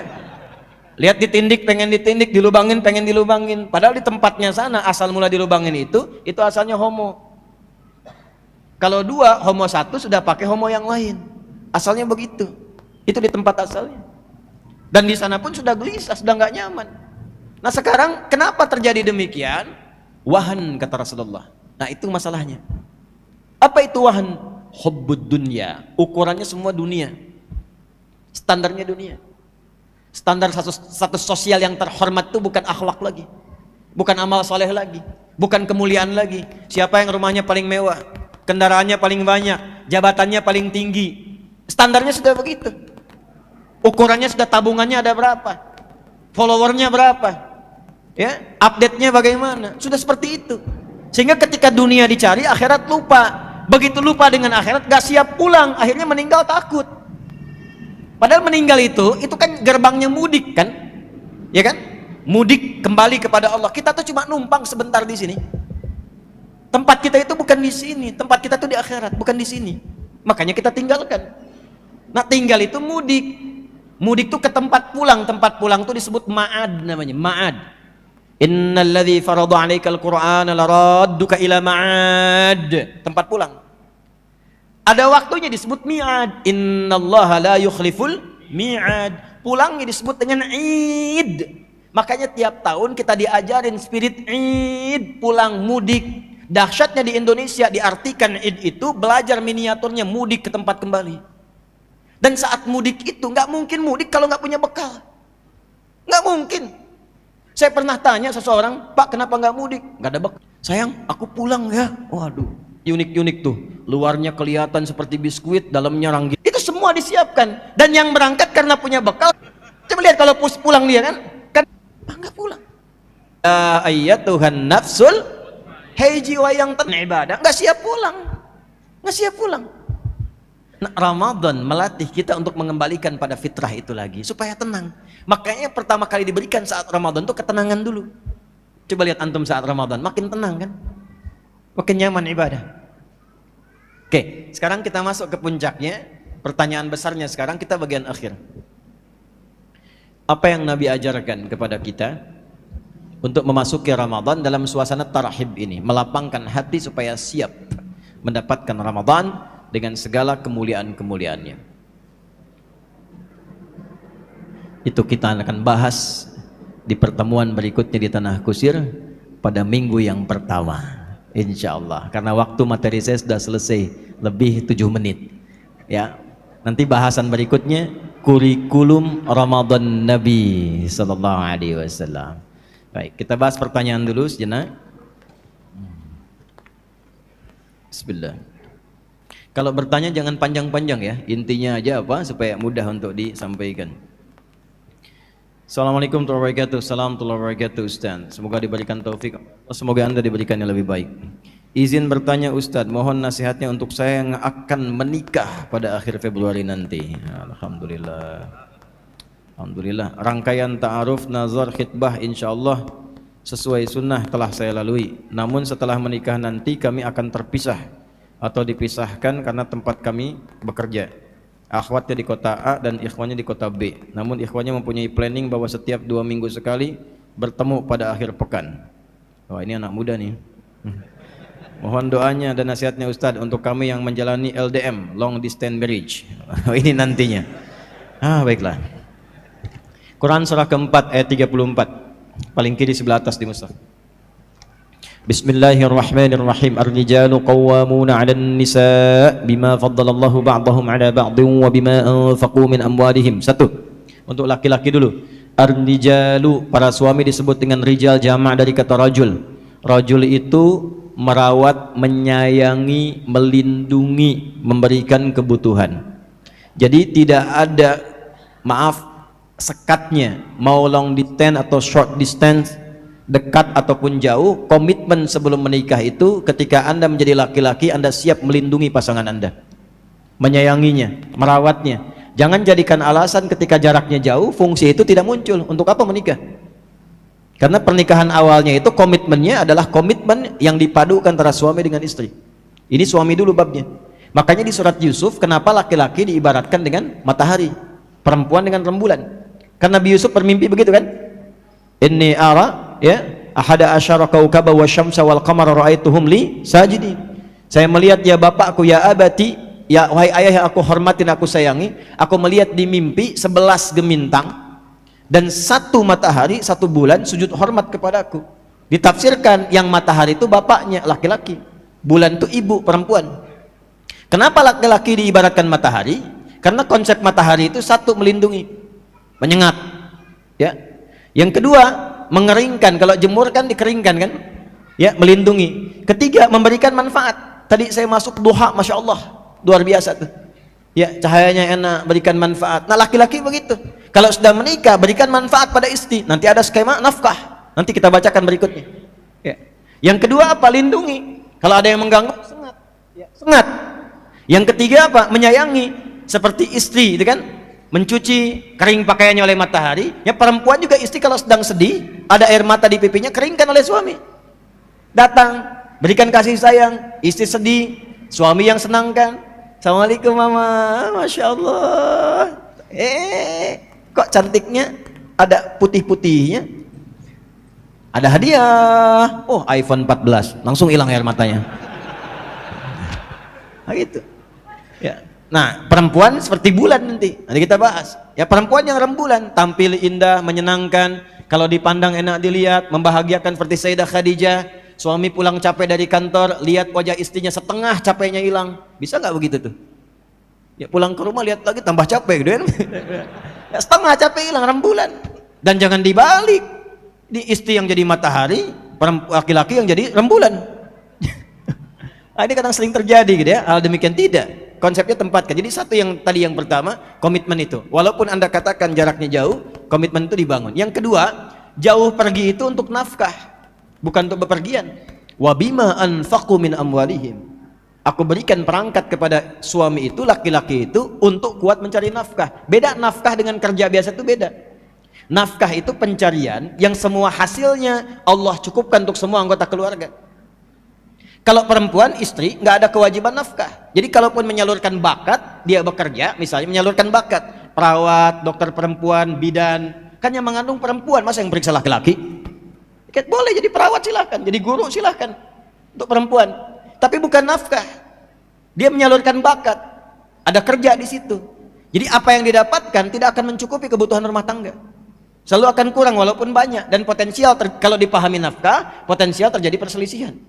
Tapi kalau potensialnya itu kita turunkan ya menjadi sesuatu yang lebih baik, suaminya mencari nafkah, perempuannya menyalurkan bakat, nggak akan ada konflik-konflik yang dimaksudkan. Yang ada nanti akan saling menyempurnakan. Itu bedanya nafkah dengan pekerjaan biasa.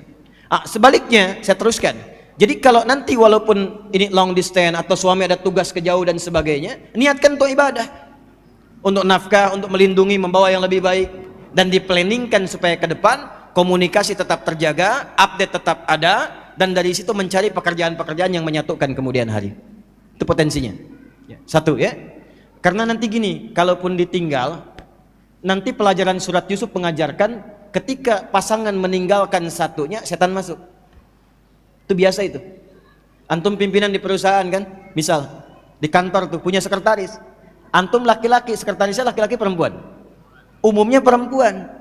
Ya, dengan sekretaris biasanya lebih lama dibandingkan dengan istri. Ruangan lebih dekat, ninggalkan rumah 8 jam 12 jam. Dengan istri ketemunya di mana? Terbatas. Istri di dapur, antum ruang tengah. Istri di kamar, kadang-kadang antum lagi baca. Tapi di kantor sekretaris terus di situ. Itulah kenapa nanti di surat Yusuf ketika suami meninggalkan istrinya tinggal ya, dan ada Nabi Yusuf di situ, maka ada potensial-potensial terjadi.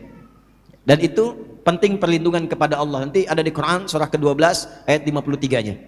Yang istri apa perannya? Fassalihatu qanitatun. Satu, taat pada amanah suami yang baik-baik.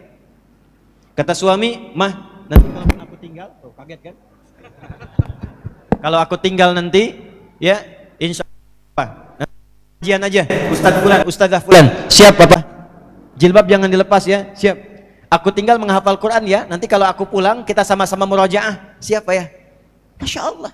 Di 2 pekan pulang tuh, insya Allah targetnya ini juz amma, juz 30. Nanti begitu pulang murojaah sama-sama, suami jadi imam, istri jadi makmum, berdoa bareng-bareng. Jadi semuanya indah. Ketika video call, amma yatasaalun anin nabail azim, enggak begitu juga ya. Ya baca pakai tajwid ya. Ketika tidak sedang bersamanya, kehormatan dijaga. Jaga. Jangan sampai untuk disimpan anaknya tetapi kepemilikannya masih punya orang tua tersebut. Apakah boleh anaknya menggunakan uang itu untuk membayar zakat orang tuanya tanpa meminta izin dulu? Mengingat orang tua itu merasa berat membayar zakat dan setiap diingatkan responnya selalu negatif dari pembicaraan. Pertama, Quran surah ke-16 ayat 125.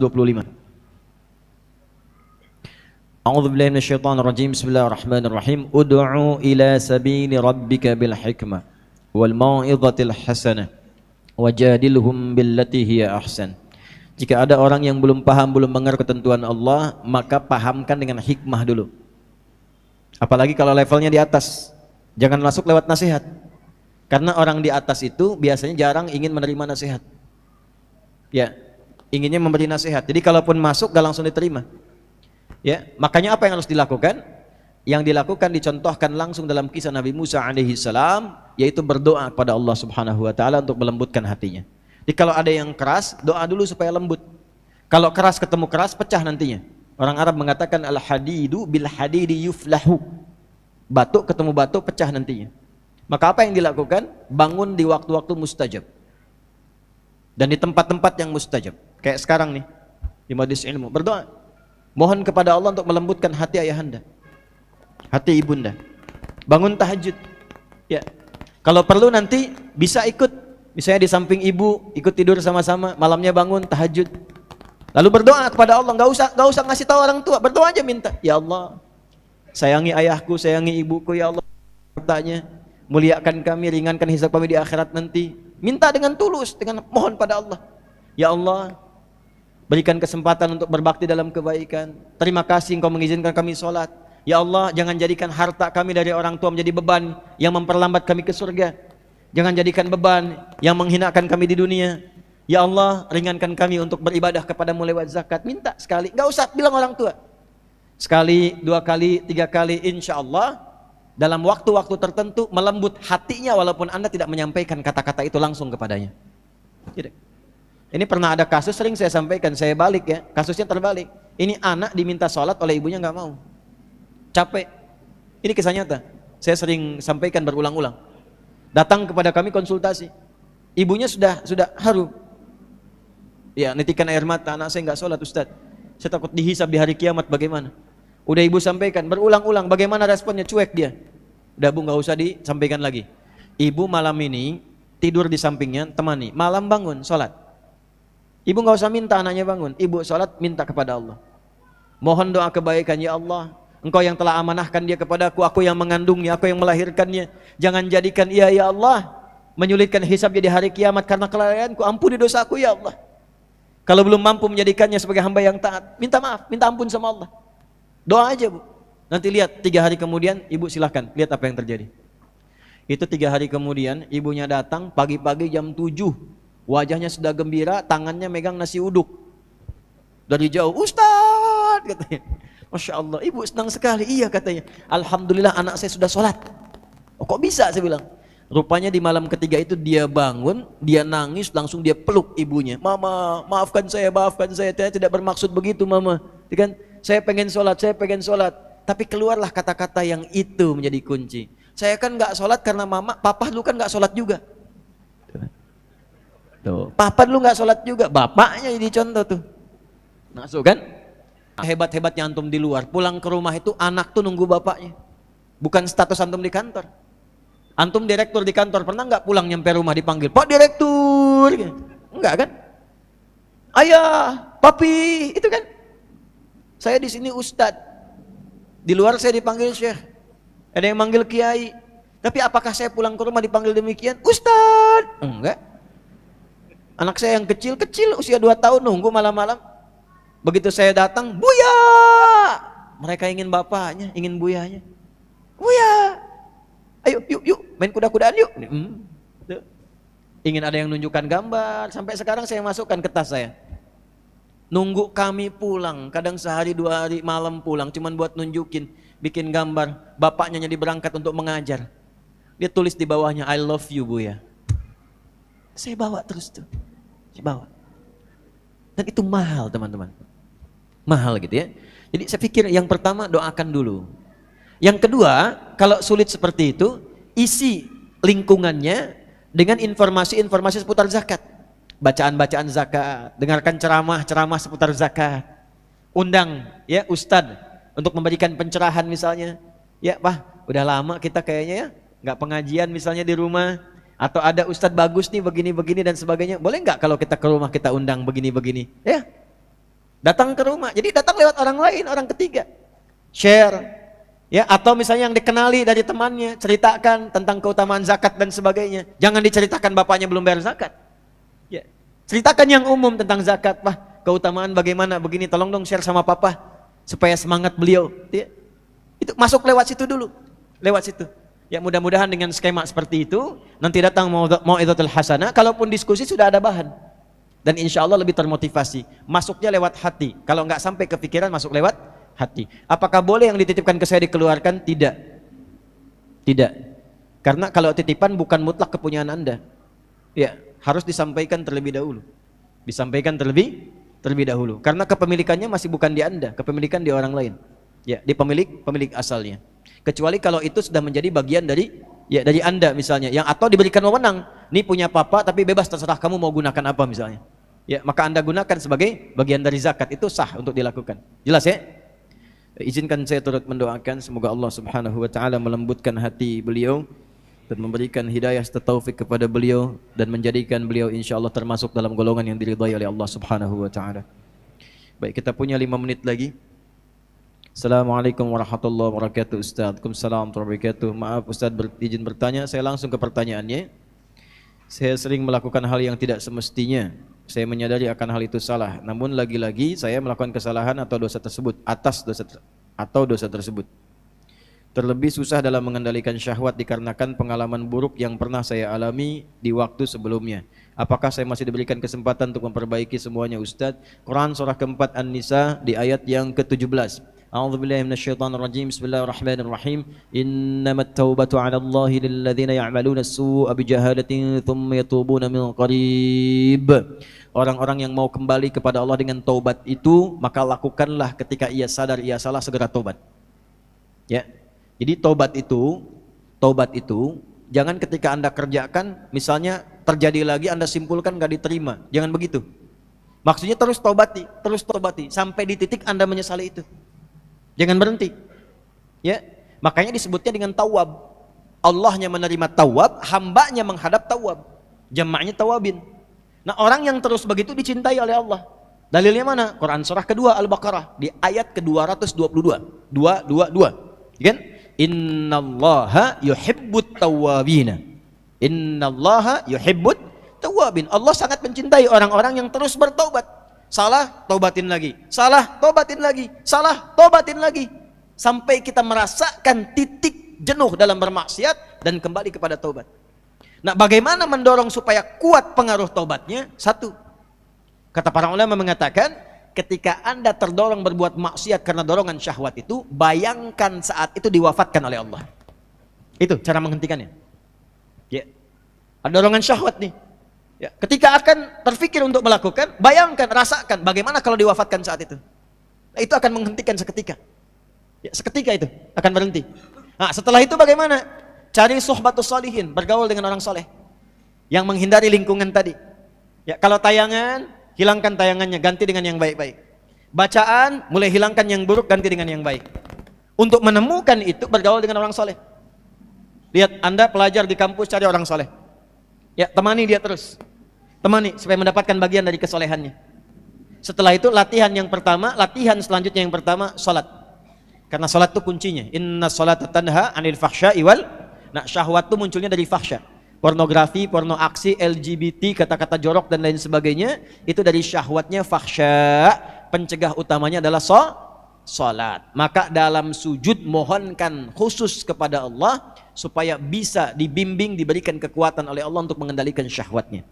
Satu, taubat jangan berhenti, optimis terus. Yang kedua, rasakan kalau akan terfikir berbuat maksiat akan diwafatkan. Yang ketiga, cari teman yang soleh. Yang keempat, salat optimalkan. Yang kelima, latihan puasa.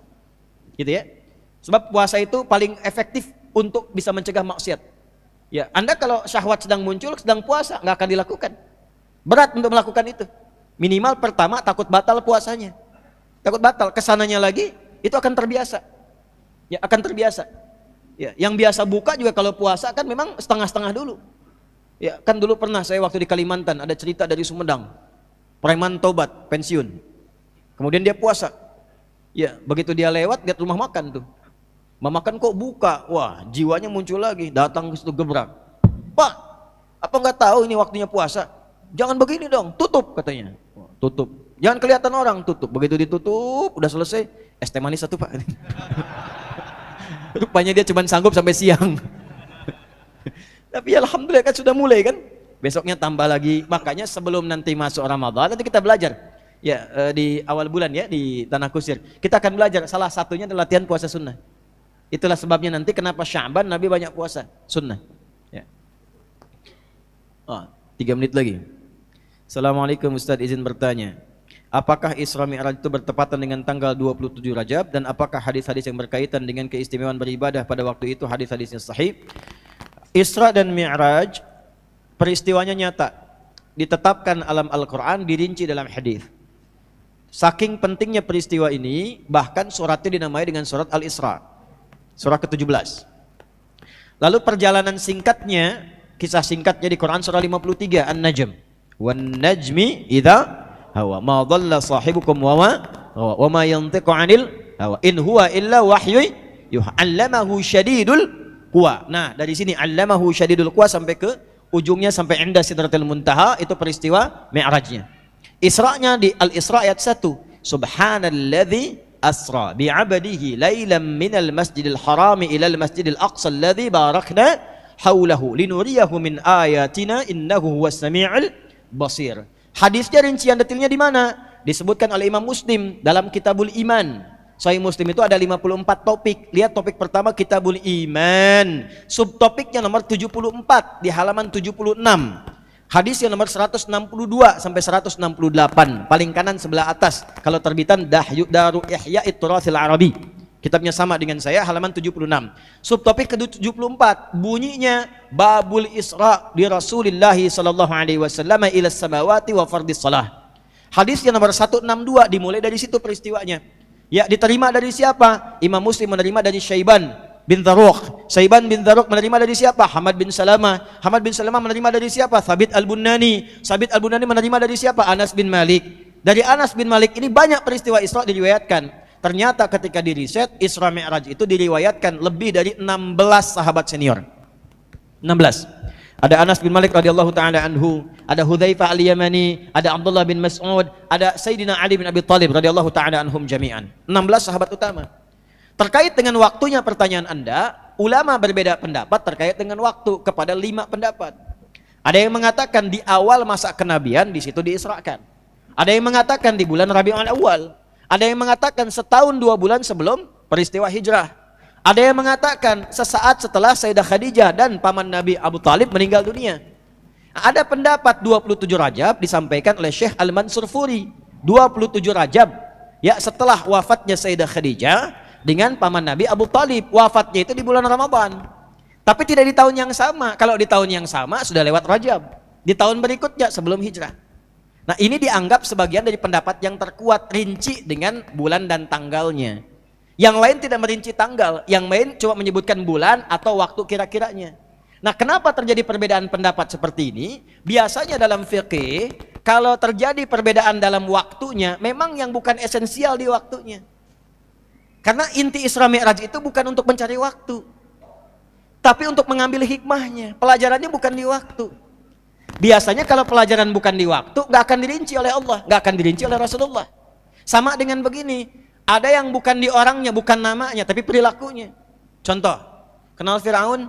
Tidak, biar cepat ya. Fir'aun itu Fir'aunnya. Seringkali saya katakan ini. Nggak pernah disebut namanya. Karena yang inti di kisah itu bukan namanya. Kenapa disebutkan Fir'aunnya? Fir'aun itu gelar. Dari kata Farao, Raja Mesir. Zamannya Nabi Yusuf namanya masih Malik. Zaman Nabi Yusuf masih Malik. Setelah dinastinya itu selesai, kemudian eranya Nabi Yusuf, masuk dinasti berikutnya di kerajaan Mesir pada saat itu berubah jadi gelarnya Farao. Bahasa Arabnya Fir'aun. Di Fir'aun itu gelar yang melekat pada pemimpin masa itu. Kalau kita misalnya presiden atau raja gitu kan. Kenapa dilekatkan kedudukannya? Untuk memberikan pelajaran, bimbingan kepada orang-orang yang memiliki kedudukan, supaya tidak menyimpangkan kedudukan itu dari yang semestinya. Kenapa? Karena kedudukan itu lekat dengan ujian. Setiap orang yang punya kedudukan ada potensi menyimpang dari itu semua. Ketika kedudukan itu disimpangkan, maka yang membahayakan bukan hanya untuk dirinya. Orang-orang sekitarannya akan mendapatkan bagian dari madaratnya. Karena itulah datang Nabi Musa bukan untuk menurunkan Fir'aun dari kekuasaan, bukan. Tapi membimbing kekuasaan itu agar mengeluarkan kebijakan yang bermaslahat. Dari sinilah muncul kitab bab tata negara. Disebut dengan Kitabul Imarah. Nomor 33 topiknya dalam Sahih Muslim. Dari 54 nomor 33 Kitabul Imarah. Jadi kalau antum ngaji Kitabul Imarah itu ada bimbingan dalam bidang kedudukan. Misalnya larangan penyelenggara negara menerima gratifikasi. Ada. Saya bahas tuh kemarin di KPK. Ya, ada larangan gratifikasi, ada. Ya, di Sahih Muslim itu topik nomor 33, subtopik nomor 7. Ya, bab tahrim atau hadaya tuh, atau hadaya. Bayangkan lil ummal, larangan memberikan gratifikasi pada penyelenggara negara. Hadisnya jelas, diutus seseorang oleh Nabi sallallahu alaihi wasallam, seorang abdi negara. Ya, begitu diutus, apa yang terjadi? Dia pulang nih, kata dia, ini untuk Anda, yang ini dihadiahkan kepada saya. Apa komen Nabi? Kata Nabi, sebaiknya begini deh, kalau kamu hitung hadiah, kamu pulang ke rumah, di rumah ibumu atau bapakmu, lepaskan kedudukan ini. Kira-kira lihat, kalau kamu pensiun, nggak kerja di sini, nggak dikasih jabatan, masih dapat hadiah nggak? Itu. Nabi jaga betul, jangan sampai pemberian gratifikasi ini merubah cara pandang engkau dalam bekerja. Ya, yang seharusnya pajak segini, udah kurangi aja deh karena dikasih gratifikasi. Yang seharusnya tugasnya begini, dikurangi nilainya karena diberikan gratifikasi. Itu ada babnya sendiri. Nah, itulah dalam Islam seperti itu, komplit semuanya. Di antara satu dengan bagian yang lainnya terukur. Nah, Isra Mi'raj itu yang dilihat bukan waktunya. Karena yang esensialnya bukan itu. Apa hikmah dari situ? Dibagi 3. Ada pra Isra Mi'raj, ada saat Isra Mi'raj, ada pasca Isra Mi'raj. Bagaimana kita membahas itu semua? Nanti akan tayang di YouTube Adi Hidayat Official insya Allah dalam waktu dekat. Ya. Dibahas dari sebelum ada apa, kemudian di pertengahannya ada apa, hadiahnya apa, kenapa sholat, kenapa harus bolak-balik Nabi Muhammad naik atas sarannya Nabi Musa alaihissalam. Itu ada hadisnya, nomor hadis 162 di Sahih Muslim, paling kanan di pertengahan. Ada bolak-balik itu bukan, kan kalau kita kadang-kadang kalau nggak tahu ilmu begini kan, nggak ada kerjaan ngapain bolak-balik. Ya. Nah itu babnya nggak pakai iman bacanya, makanya Imam Muslim menempatkannya di Kitabul Iman. Ya. Itu gambaran semacam itu ada maknanya. Kenapa harus ke Nabi Musa dulu? Kenapa bukan Nabi Ibrahim? Kan tingkat ke-7 Nabi Ibrahim. Kenapa harus ke Nabi Musa? Itu nanti ada nyambung ke genealogi umatnya Nabi Musa terkait dengan Yahudi. Ada. Jadi kalau kita ngajinya khatam, semua aspek itu ada. Berbahagialah sebagai semua muslim. Sebagai seorang muslim bahagia. Karena semua tuntunannya jelas. Aspek ketuhanan jelas. Enggak banyak pertanyaan. Siapa Tuhanmu? Allah, selesai. Selesai. Jadi kita tuh enggak pusing. Ya. Enggak, kalau saya bahas ke yang lain ntar tersangka saya gitu kan. Sekarang kan eranya beda gitu ya. Padahal kita kan berargumentasi ya. Nanti kalau bab tauhid atau misalnya diskusi ya nggak apa-apa kita bahas ya. Jadi kalau kita bandingkan dulu biasa-biasa aja kalau kita bahas bab tentang akidah, bandingkan kenapa dalam Islam misalnya lam yalid walam yulad, Tuhannya tidak beranak tidak beranakan. Kenapa dalam Islam Allah tidak dilahirkan? Supaya nggak banyak pertanyaan salah satunya. Ya kalau lahir dari ibu ntar ditanya siapa bapaknya. Ya jadi rumit. Karena itu kaidah pertama ketuhanan laisa kamitslihi syai', nggak boleh sama dengan makhluk. Sebab kalau ada sama dengan sifat makhluk maka ada potensi dari makhluk menjadi Tuhan. Sederhana. Ibadah lengkap. Dari mulai takbir sampai salam, semua jenis ibadah aturannya lengkap di Islam. Dan itu bukan rekayasa. Itu petunjuk langsung, makanya semua sama. Di Arab, ya di Arab tuh. Di tanah suci dengan di tanah kusir, sholatnya sama. Awal sampai akhir. Puasa Ramadan menjalaninya tarawihnya sama. Semua sama, bacaannya sama. Nggak ada sholat di Padang pakai bahasa Padang, Jakarta pakai bahasa Jakarta. Allahu Akbar itu di Arab Pak. Kalau di sini Tuhan gua gede, nggak begitu juga. Allahu Akbar juga sama, kan? Ini gambarannya ya. Jadi ada esensi yang terletak dalam setiap ibadah itu yang ditemukan. Jadi kalau yang bukan esensial jangan diperdebatkan. Itu Isra Mi'raj itu bid'ah karena waktunya aja nggak jelas. Anda yang nggak jelas pemahamannya. Yang bid'ah itu pemahaman Anda karena nggak jelas. Ayatnya jelas, hadisnya jelas. Kalau ingin diperjelas, dikaji babnya, diambil hikmahnya, dipraktekkan dalam hidup. Itu problemnya yang harus kita selesaikan. Jelas ya? Alhamdulillah. Saya kira sudah ada bonus 7 menit ya. Yang belum terjawab saya akan bawa. Mudah-mudahan dalam setiap kelapangan entah di perjalanan atau dalam waktu-waktu yang senggang.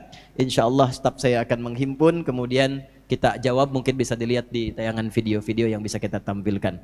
Teman-teman sekalian, saya memahami barangkali ada harapan-harapan yang lebih untuk kita bisa teruskan, tapi kita membatasi waktu karena kegiatan-kegiatan juga barangkali akan saling menyesuaikan. Kita akan akhiri dengan doa pada Allah Subhanahu wa taala. Mudah-mudahan dengan doa ini Allah melembutkan hati kita untuk mampu mengamalkan apa yang Rasulullah SAW tunjukkan kepada kita. Allahumma taqabbal minna innaka antas sami'ul alim wa tub 'alaina innaka antat tawwabur rahim. Allahumma rabbana atina fid dunya hasanah wa fil akhirati hasanah wa qina adzabannar. Allahumma ij'al jam'ana hadza jam'an marhuma wa tafarraqana min ba'dihi tafarraqan ma'suma. Ya Allah, jadikan jamaah semua pada hari ini diberkahi oleh-Mu ya Arhamar Rahimin. Jadikan pertemuan kami pertemuan yang saling menguatkan dalam ketaatan dan kebaikan, dan bila pun kami waktu berpisah, jadikan perpisahan kami ya Allah menjadikan kami saling mencintai karenamu ya arhamar rahimin. La tada' lana fi maqamina hadza dzamban illa ghafartah. Ya Allah, jika ada pendosa di tempat ini jangan biarkan ia pulang kecuali Engkau ampuni seluruh dosa-dosanya. Wa la hamman illa farajtah, jika ada yang gelisah maka mohon tenangkan hatinya. Wala asiran illa yassartah, jika ada yang merasakan kesulitan mohon mudahkan dan angkat seluruh kesulitannya. Rabbana atina fid dunya hasanah wa fil akhirati hasanah wa qina adzabannar. Wa sallallahu ala sayyidina Muhammad wa ala alihi wa sahbihi ajma'in. Wa akhiru da'wana subhanakallahumma wa bihamdika asyhadu an la ilaha illa anta nastaghfiruka wa natubu ilaik walhamdulillahi rabbil alamin. Jazakumullah khair. Yang berasal dari Sulawesi, khususnya dari Sinjai, insyaallah besok malam saya ada di Sinjai. Ya, nanti silahkan bisa terhubung, yang di sini bisa belajar. Assalamualaikum warahmatullahi wabarakatuh.